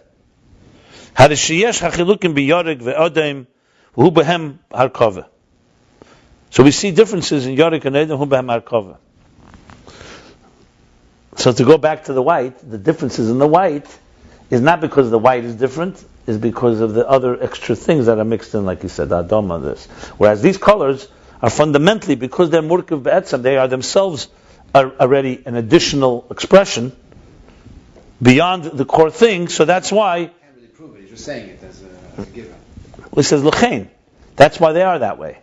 That's why they are that way. You know that they're that way. What, that they're shades? We see their shades. No, what do you mean? That they're We've established that they're murkavim. Now that they're murkavim, that's why they fundamentally go through all these changes. 1 second, he's going to go and say why white is different. 1 second. Ukumemara hazov, like the color of gold. Humara hayoruk, it's a look of yellowish look. V'neita le'edem, and leans toward reddish. It's reddish, basically yellowish red hue. Ukumeshikosav v'yoruk es chanichov. V'amar hazal shehirikon bezov, that he armed them as his chanicha, his follower, His goal. Shirikim bezov. What's the connection? Upirashashi kamoi vavreiseha biyaraklik chorutz. So the word vayarak, Rikon means arm them or just gave them, like presented them with gold?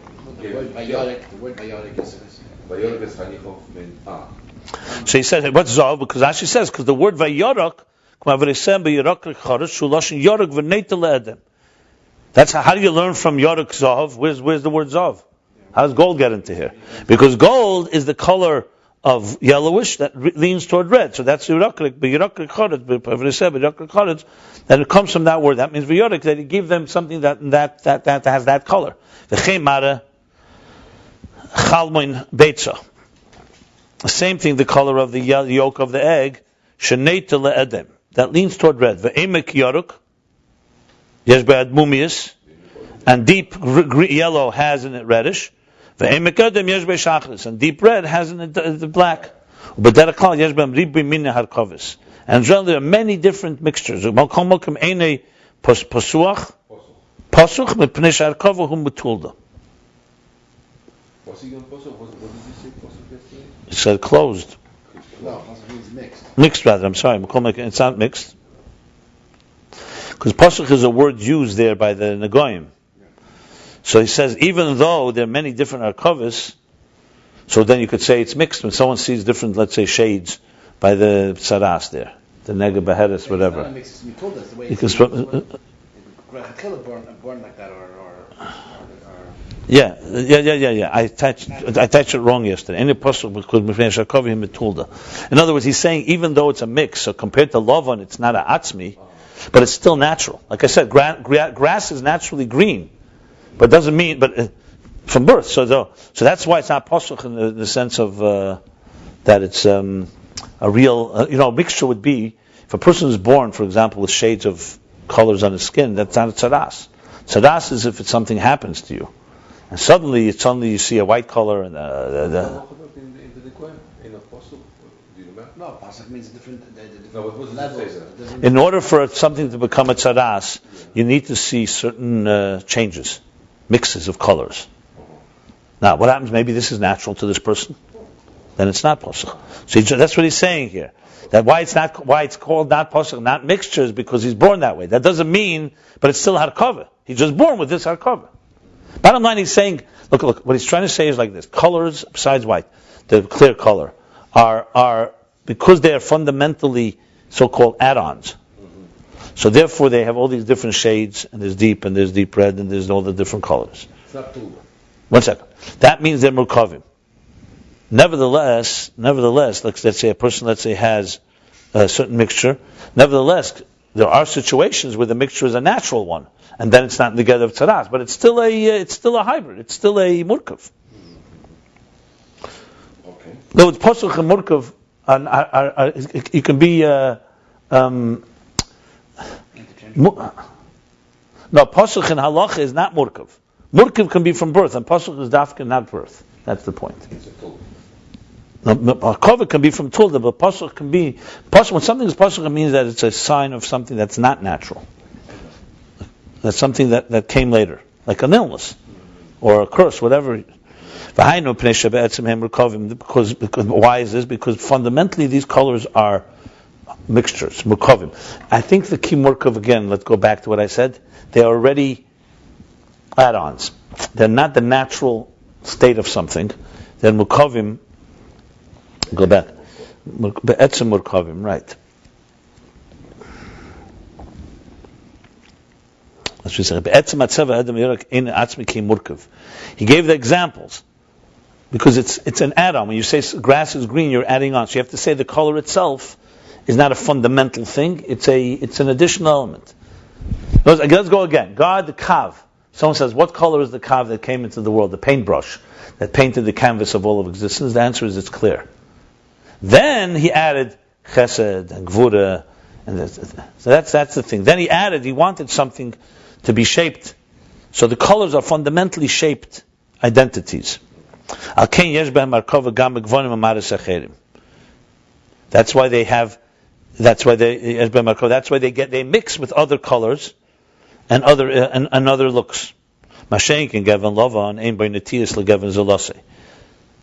By contrast, the color white or clear does not have any leanings to any color outside of it. Well, the Chedi could ask, he just said there's something called reddish white. The answer is, like he said, that doesn't affect the love, and the white is being mixed with something. But the white of it never mixes with anything. There's no such thing as, let's say, this is where we stop there. There's differences in the color white itself. It could be strong. Strong white is like bright white. Is like not like off white. Very strong white. Bright white is like the snow. Uketsemer, lavan, like the whiteness of wool. V'sida hechel, and he said the plaster of the hechel. These are expressions he mentioned in the Goyim. I don't remember. It's a Mishnah in the Goyim. I learned in the Rambam, I think, also. Yeah. Okay. So we see here shades of white. Let's see what he means here. So the Cheda, why is this not shades like shades in red? These are levels in white itself, like he said before. This is one of the proofs, what he said before by Pishton, that it's not, doesn't show in the core. But it's still different than all the other colors, because this is in whiteness itself, different shades, but it doesn't have any leaning. In other words, when something is bright white or off-white, it's not like off-white means it's closer to red and bright white is closer to green. It's within its own world. It has its own gradations, its own shades. Because it's a Gevin Poshet Atzmi, like we said, because it's a shapeless, a colorless color, an Atzmi and a core color. So let's explain this again. Two things here. See, first, red. See, first, one second, I just want to see one word here. I see, before I thought, is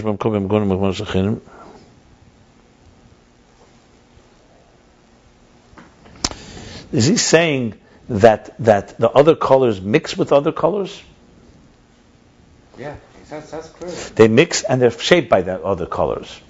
So in other words, they go better with certain colors. I think like red goes better. Hold on. But he's also saying there's two things. There's shades of each color, like you said. There's the shades of red. There's dark red. There's light red, etc. Well, let me just see one thing. Okay, no.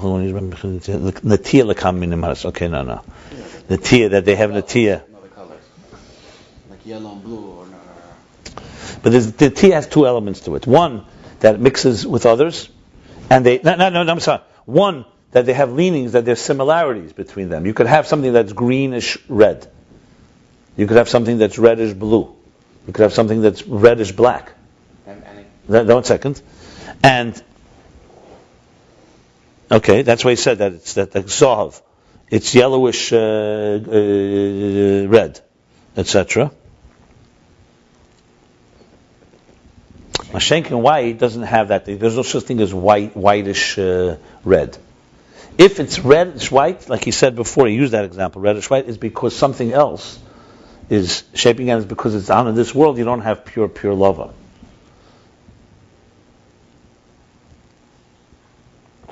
But it's interesting because you could argue,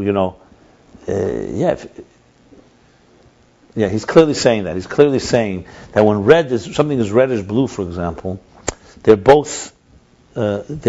lean towards each other. When something is reddish white, it's just simply you mix something into. White doesn't have that leaning towards it. Yes, it's definitely intuitively. So I'm just trying to, because the fact that white can be a contrast, that every color is in its true color, that alone tells you that white is not leaning. Because if white is white, if white fundamentally can be greenish white, then we're back to square one. Then when you put a color on it, maybe it's greenish white, because white really is clear. It's objective. It's just that in this world, when it comes into color, right, it's objective and transparent. Just that in this world, it could be affected by something that makes it look a little. You could take white milk, and you pour something a little yellow in it, so it looks yellowish. But that's not white. Then you're already not talking white. Red, when you make something reddish black, that's part of red also. Red allows for that spectrum. Okay. So white is fundamentally that level. That's Gevin Poshet Atzmi. And the moral of this we'll learn above. B'Shem Havaya shenikra Shem Etzem. This is the Shem Havaya that's called the Shem Etzem. We say also that if we take white and we mix white with red, right? So it becomes like a lighter red, or it becomes like a lighter or shade of white. Right. But Mashenk, if you mix two colors together, and a third color can be created. With white, you can't do that. If you mix two colors together, you can create a new color, purple, whatever. You can create a new color. If you mix white with another color, you don't create a new color. You're just making that color lighter, or you're making that color. Why is that lighter color not a new color? I mean, just lighter. Color. Okay.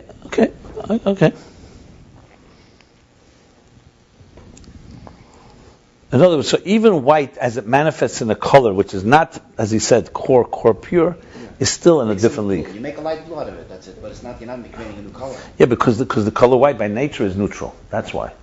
Neutrality doesn't have a personality. Exactly. Two other colors, you can create a third color. Okay, good. That's good.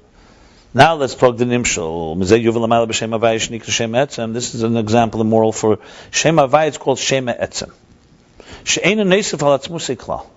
We know the names of God, like he's going to say in a minute. The Eibishter is Sfokis, or Kale, or Elikim. That's already as Medrash says, Lefi Maisei Ani Nikra. When you say Shema Etzem, you're saying the closest description, like we talked before. Grass is green is an adjective. When you say God is powerful, it's an adjective. You say God is Shem Havaya, is as in the world of names, it's as pure as it gets. Obviously, there's God beyond that. But we're talking now in the world of expression, Havaya expresses the etzem of the Eibishter. It's like I said, if I said you're a medaber, you're a human being, that's your etzem. If I said you're a carpenter, that's what you do. It's not. So that's the difference between color white and the clear color.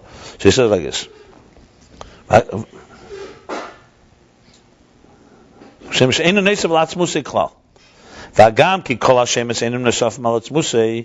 even though all the names, you can't say, God forbid, that they're additional things. They're not like outside. They're not when you say Bereishis bara Elokim, you're not saying some davar nesif, some like add on. It's all God's expression. Nevertheless, they're not called Shemes Atzmi. They're not called Shem Etzem. They're not called a core name.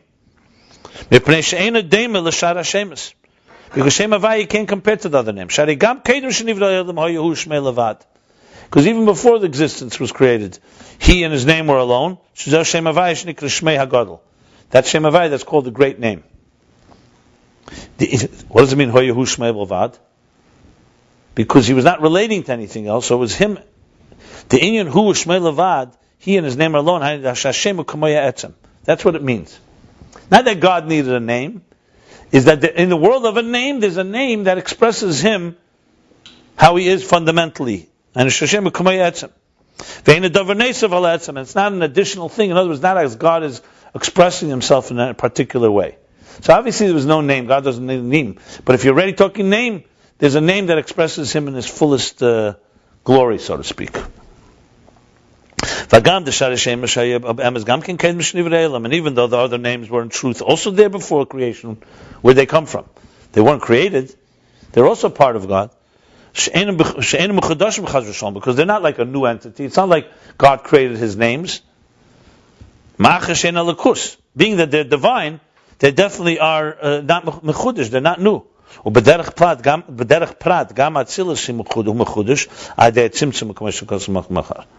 More specifically, however, the names are mechudesh in a way. Yeah, Gam Atzilus is mechudesh aydei tzimtzum, like it says elsewhere. He's basically, what does the word mechudesh mean? If you talk about mechudesh like a table, which has no, then definitely the names are like Atzilus, and they're reflective of godliness. They're godly. But if you're comparing to Atzmus, Livnei Atzimtzum, then all the names are also mechudesh because they're not necessary. But right now we're talking, that's just a bavornish that he's saying, b'derech prat. But generally speaking, the names are not new.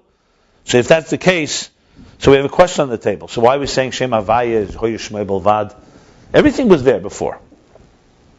I mean, the answer is obvious. We've learned this already. But let's see. Ayin, the Shari Hashem is Hein Bekelim. The other names are in the container. Shakelim Ebchinas Mitzias Dover. The Kelim have a particular identity. Ima Yeshna Lakus Mamish, even though they're Mamish Lakus. So, okay, let me read this and then I'll explain. That's why they're not core. They're not essential. They're not just a natural reflection of the etzem because they have some substance and personality. That's why they're considered to be like an additional thing on the etzem. Let me just explain this. I mean, we learned it, but I want to just explain it very specifically. No. That's another additional point. Let me just say this. What he means Dover Nesev here, like he just said Chaz v'Shalom to say Dover Nesev, then he suddenly says they're Dover Nesev. How do you say that in the same breath? What he means like this: when you say Chesed, the Eibishter is Chesed. God forbid to say that he's defined by Chesed. There has to be a particular will in Elokus for wanting Chesed. Atzmus extends, it's not just something Chesed. He has to have a particular will. Once there's that will, Chesed is not Klippa, God forbid. It's not Helen. It has to be Yeah, exactly. But B'Tzena should be specific That's the second thing he's going to say. But what means davar nesef? Another. What means kalim?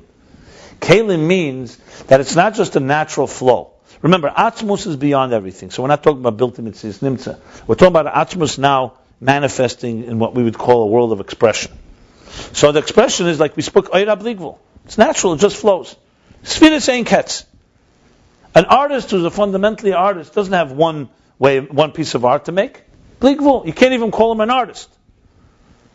So when you say the word chesed now, or you say the word kale or any other names, that's called kalim. That's already, I've made an instrument. Now this instrument is a divine instrument. It's not, because there's no tzimtzum yet. Once there's a tzimtzum and all the halamas are stated, then you have an entity in this world that can say, I don't even know there's a God. We're not talking about that. The kalim are absolutely godliness, but you could say the kalim are godliness, but you can't say God is the kalim. When it comes to Eid, on the other hand, this maybe a side thing. We say the kalim are godliness. It's like the right hand is chesed, like the person. Yeah. The right hand is part of his body. Yeah. But you can't say that the right hand is the person. You could say the person. So in other words, bottom line is, when it comes to Eid, on the other hand, you could say that Eid is a full expression of the divine, which means the Eid is not just a it's not a willed particular. Yeah. That's the point. Mitzias davar.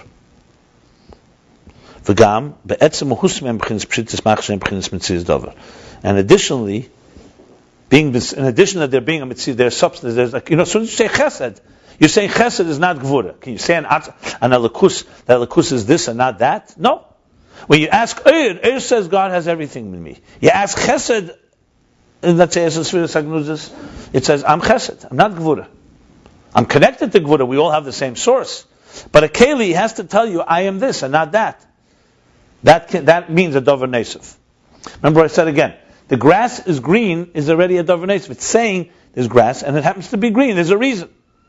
Why is there chesed? Because there's a reason. God said, I want chesed for a particular reason. I want gvura. Eir doesn't speak that. Eir says, whatever you want, I'm here to do your job. I'm reflecting whatever godliness wants. You want me to go into chesed and gvura? Fine. But I'm not chesed and gvura per se. So even though we learned that the spheres them said that Eir also has spheres in it, but the key difference is the spheres in the Eir, I think this is a very important point, is because God's saying, I want you to have spheres. And Eir is bottle and does whatever God wants. The spheres and Kalim, on the other hand, is because it says, no, that's my personality. So when Shmai Vavtalion are teaching the idea, it has Chesed and Gvura in abstract form because the flow has it. When it comes into the Keli, into the container of Shammai, it becomes Gvura, Osir, Chumra, and Hillel, Likula, Chesed, is because there's a real personality going on here. Remember we spoke that the Eidos, even though they have spheres, but until they don't hit the Kalim, they don't assume personality. So the Eid has Chesed and Gvura because the Eibishter wants a world of Chesed and Gvura. So the Eid had Tzachon, the Lakus in Chesed and Gvura. And the Kalim had Tzachon, the Chesed and Gvura itself, the shape and form. That's what means a davar nesef. Because since they're Metzias davar, their substance, that's why they're not pshittas. Chesed is not Gvura. You can't just say, it's not pshittas, it's not shapeless, it is a color. Because God wants a color. I want you to be blue, I don't want you to be red. That means they're not atzmim compared to the infinite light, the bligvul. Because they're not just, remember we learned there's two types of energies that flow from God. There's a gilim and etzem, just expressing what the etzem wants, like the rotzen. Remember we learned rotzen? Then there's keiches hanefesh. Rotzen is just expressing, what do I want now? I want to eat, I want to walk, I want to learn, I want to dance. Then there's the faculties have a role. My hands are for a particular role. My hands are not doing the job that my feet do. So kalim are not atzmim. Shem chins gilim and etzim. Their role is not expressing the core, the etzim, the source. Their role is manifesting. We said b'shvil ha'elamus, gilil ha'elamus. They're here to create something. V'gam ba'atzmim ein atzmim upshutim, and also in themselves. So number one, they're not compared to Lakus, to Ayin and Sov, they're not Atzmim, and even in themselves, they're also not. Basically 2 points here. He's breaking it into 2 points. So one is, they have a personality, they're unique. The names, in other words, they're the Spheres. Okay. Number two, even in the Etzem Muslim, they're not pshittis, they're not shapeless, they're not colorless. And this breaks into two aspects. One is they're atzmim, they're not atzmim compared because they're not gilim and atzmim, they're not expressing the source. And also in themselves, they're not atzmim pshutim. They are very clear, defined colors. I think it's like two aspects how white is different. Number one, the white isn't etzem, and all the other colors are not revealing the core source because they're already an additional description, an adjective. And also in themselves, they're not atzmim pshutim. Even in themselves, that's why they mix with all the others. They're not fundamentally core.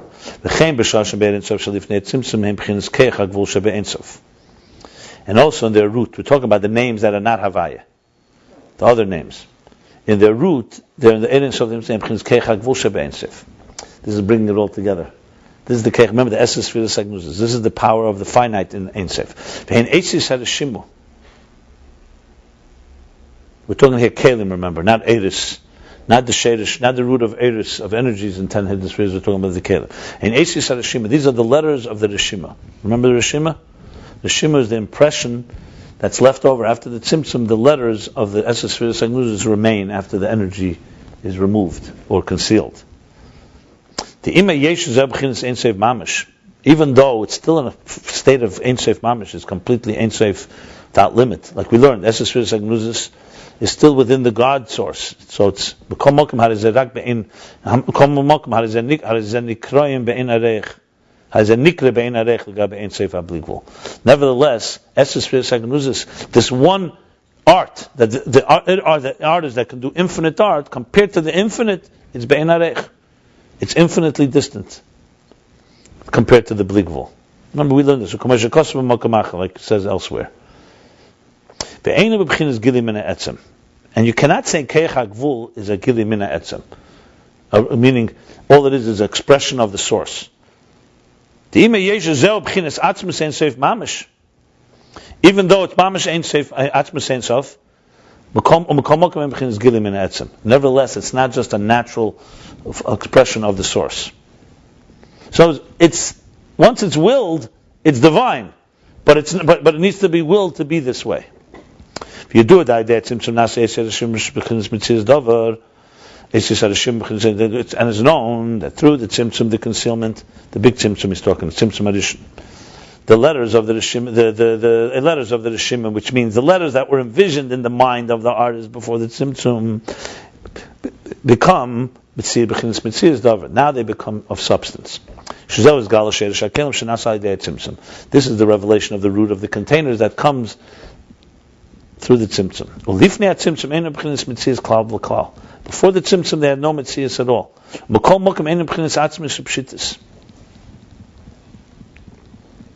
Nevertheless, they're not atzmos pshitis. They still have a definition. So the definition has not emerged yet. It's not yet become defined. Even does this afilu live? This is the shir be'atzmei? Yeah. Yeah, because shir ba'atzmei, for that reason, because he's shirred, he designated something, so it's not. It says Masheng b'chinas eir, Hari b'chinas gili min ha'etzem. Eir is just reflecting the source. There's no shir altogether. V'gam lefi ha'mavur b'drush zeh. Here, now he's going, and even according to what's explained in this drush, this big hemshech. The Be'eris says Gamkin Esses Spheres, that energy, there's also Esses Spheres. Ubeshar Be'eris Esses Spheres, Masha Eris of Shir Ba'atzmei. Doesn't this resonate? So, okay. So even according to this, that in their root, it's in the root of the Eris of the which means that the infinite light, Ein Sof energy, Shir Ba'atzmei, he estimated within himself. Lahoyer B'chinas Midah Gvul. So L'cheira, why are you saying Eir is different than Kalim? Nevertheless, we explain that the Eir that is envisioning it is not the Keich HaGvul, the power to create Kalim. Because Eir, like I said, that's why I explained a few minutes ago. What did I say, Eir? Eir has Spheres because God says, I want you to have Spheres. But Eir, Inyan is Pshittis. It would be like Lovan Lovan is that agent. God says, I want you, the whiteness, your transparency, your clarity. Like I said at Rebbe, I want you to go now and mix with the colors and show them what they're really like. Okay, I'll do whatever you want me to do. Understand? But it's not that the Lovan is a klal to the prat. The Lovan is here to be an expression of the etzem. It's unbelievable. Kalim are here, have a purpose. That's their purpose, is to be colors, to have color. That's what he's saying here. Eidus are Gilei Helam. They're just expressing what is concealed.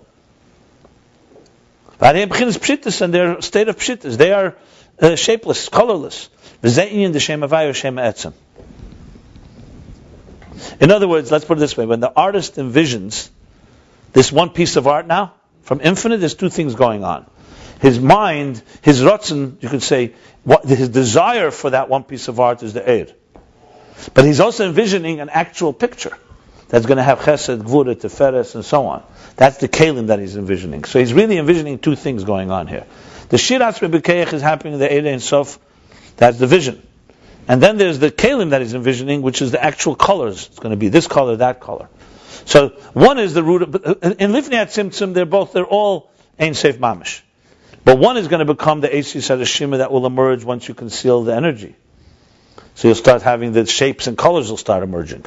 And the Eir will have within them also, because the Eir also has in its Sfiris.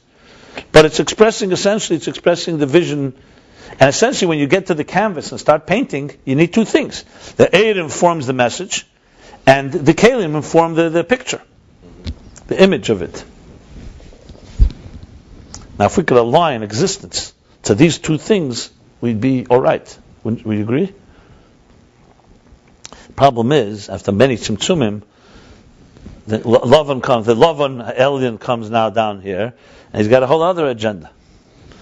It's not just the artist that's concealed. We have a whole bunch of other artists. The other end is a kapushmacher, Sam Sapoznik, right? So now that's another story. He's an artist. I'm an artist, like the scientist with God. You know the debate. The scientist says to God, "What's the big thing? Today in a test tube in a laboratory, I can create everything." So God says, "Okay, go ahead." So he takes a pile of dirt. He says, "No, use your own earth." It's still such a darkistic thing, because in the second line it says, Yeah. in the same age there was a Kerech HaGvul and there was a Kerech HaBligvul. And then there's a no. In the same Eir there's Eir HaGvul and Eir HaBligvul, and then there's a Kerech HaGvul. Kerech HaGvul is a definition of colors. Eir can't do that on its own. Eir has to be told, because Eir is just an agent of an agent of the source. So The bottom line is, it goes like this: Allah b'Ritzonei, that he wants spheres, and then he implanted into the DNA of Eir, here are the spheres. So there's spheres in Eir, but it's not the natural personality of Eir to have spheres, even according to this drush. Kalim, on the other hand, is what God wants. He wants this. He wants the structure of existence. Now, if Eir didn't have spheres, you'd have ultimately what I kept talking about. The interface wouldn't be complete, because then it comes down. Eir remains divine out of the structure, and Kalim remain the structure. By giving Eir spheres, like imposing on them something that's not natural to them, you're creating ability for Eir and Kali to meet in a proper fashion. And then, of course, Kalim have within them also similarity to Eir. Remember, Pnimis HaKalim. That's Evan Sapir, actually. Evan Sapir is going to be the color. We're still going to learn that the color Lovan, as it's in colors, is the Kali, not the Eir. Sorry, the seed of the Ganzen DNA is it? Yeah. To meet the Right, exactly. to develop, to come out. It's yeah. The seed has the DNA, you're right. But if the seed has the DNA, it can remain in Himmel. It's like a seed on a table. What's it going to do? Nothing. You need to put it in the ground. You need to water it. Yeah. Look, the beauty here is that Achdus Hashem, ultimately takes two paths as it goes into existence. One is the path of the structures, and one is the path of the DNA, the source code. And the problem is when you get deeper down, the source code and the existence, existence forgot about the source code, and the Torah is reconnecting them. Yeah, yeah. Yeah, yeah, yeah. He's bringing it all together here. It's interesting. Wow. We haven't spoken about Shir Atzmi in a while.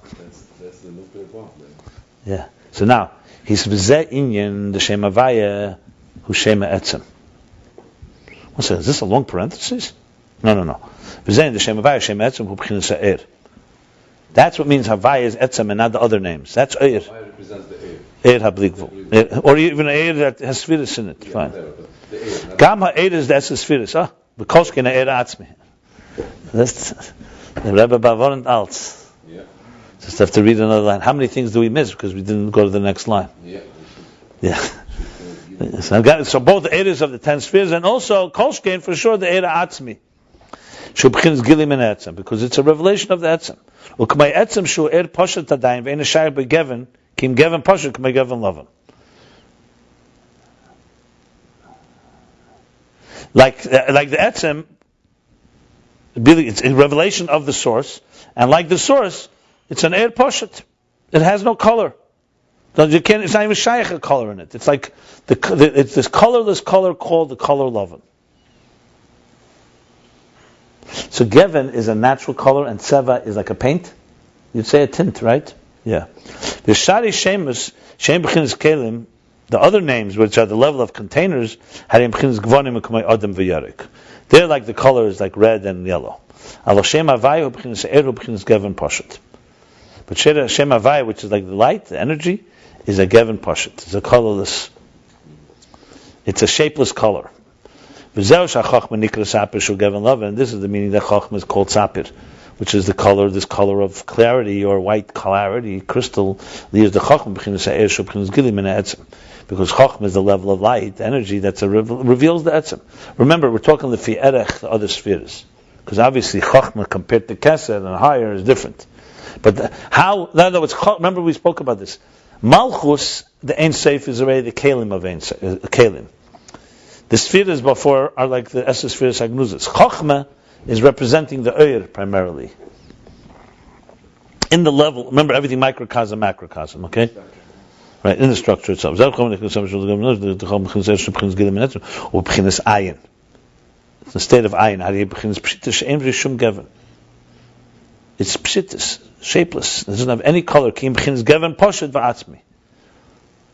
Only the state of this shapeless color or this core color. Like he says in Tanya Perek Lamed Hey in the Agah, the Eidin Sof Echad HaEmeshu Levade Hu Ve'en Zulosei V'zui Madregas HaChochma. Echad HaEmes, that only he, and nothing else besides him. Who senses that? That's Chochma. Only Chochma senses that type of bittul. Ein Eid Melvade.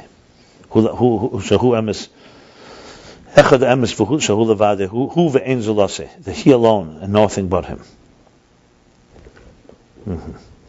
Behind the b'chinas ha'chochma liyoshes b'chinas ha'er hadovuk bein ensof ha'matzel, which means chochma being that it's er hadovuk, it's completely cleaved to the infinite light of the emanator. Hariyu b'chinas ayin b'chinas bittul the kula kamei kaloch hashiv. So zayin ein zulase. That's why he's in the state of ayin, of nothingness, no color. He's colorless. He's not colored by anything. In a state of bittul, everything is nullified compared to him. That's the level of what he says in Tanya, angel us, nothing but him. That's why there's no color at all. Only a colorless, shapeless color. A transparent color, a clear color, a clear clarity. Kitzer. Levana. This was masim. This fits to what it says in the Bechai that sapir is a white, a clear stone. Levin hu geven atzmi bilti murkev. Yeah. Of course, Levin sapir. Levin is geven atzmi because the white is this core color, bilti murkev that's not mixed and it's not an add-on, not mixed and not hybrid. That's why it has fundamentally no leaning toward any other color. So basically, it's like a judge. When you come to a shefet, you can't have a netiyah to one party or the other. He has to be transparent. Yeah, right, exactly. Mashenka b'shari hagvonim. Rather, by contrast, the other colors. V'adugmal is Hashem Havai Hashem Ha'etzem. The example of this, the example is the Hashem Havai, which is the core name. The Chol Hashem is the same, and Gilim and Etzem. All the names are not a Gilim and Etzem. Elokim is doing a particular function. Gvura, building. Gvura, Tzimtzum. The other names are not a revelation of the core. They're not just expressing the core. Vagan einam atzmim pshutim, and they are also not atzmim pshutim. They're not core elements, and they're not shapeless. V'shem havaya hu ha'er shu gilim min ha'etzem. Shem havaya is air, energy. That reflects the essence of the core. V'hu atzmi u'poshet, and itself it's atzmi u'poshet. In other words, because it's reflecting the core, that's why it expresses itself in atzmi u'poshet. Lavan, because it's completely reflecting the core, that's why it comes across as a color that's shapeless or transparent, clear, colorless. The Chein Chachma hu b'chinas ha'er, same thing with Chachma is the level of Eir, b'chinas Gilim and Etzem, it's a revelation from the core, b'chinas Ayin and Pshittis, and it's in a state of Ayin and Pshittis, which means lack of personality and complete shapelessness. Yeah, compared to the other spheres. In Atzilas Guf, remember, everything's macrocosm, microcosm. So Havaya, Eir HaBligvul, or Eir in Esses Spheres. Remember, Chachma has a Keli too, but he said the lower part of Chachma, the higher part of Chachma. Okay, we'll stop here. We did chapter 118, page 228 through 230.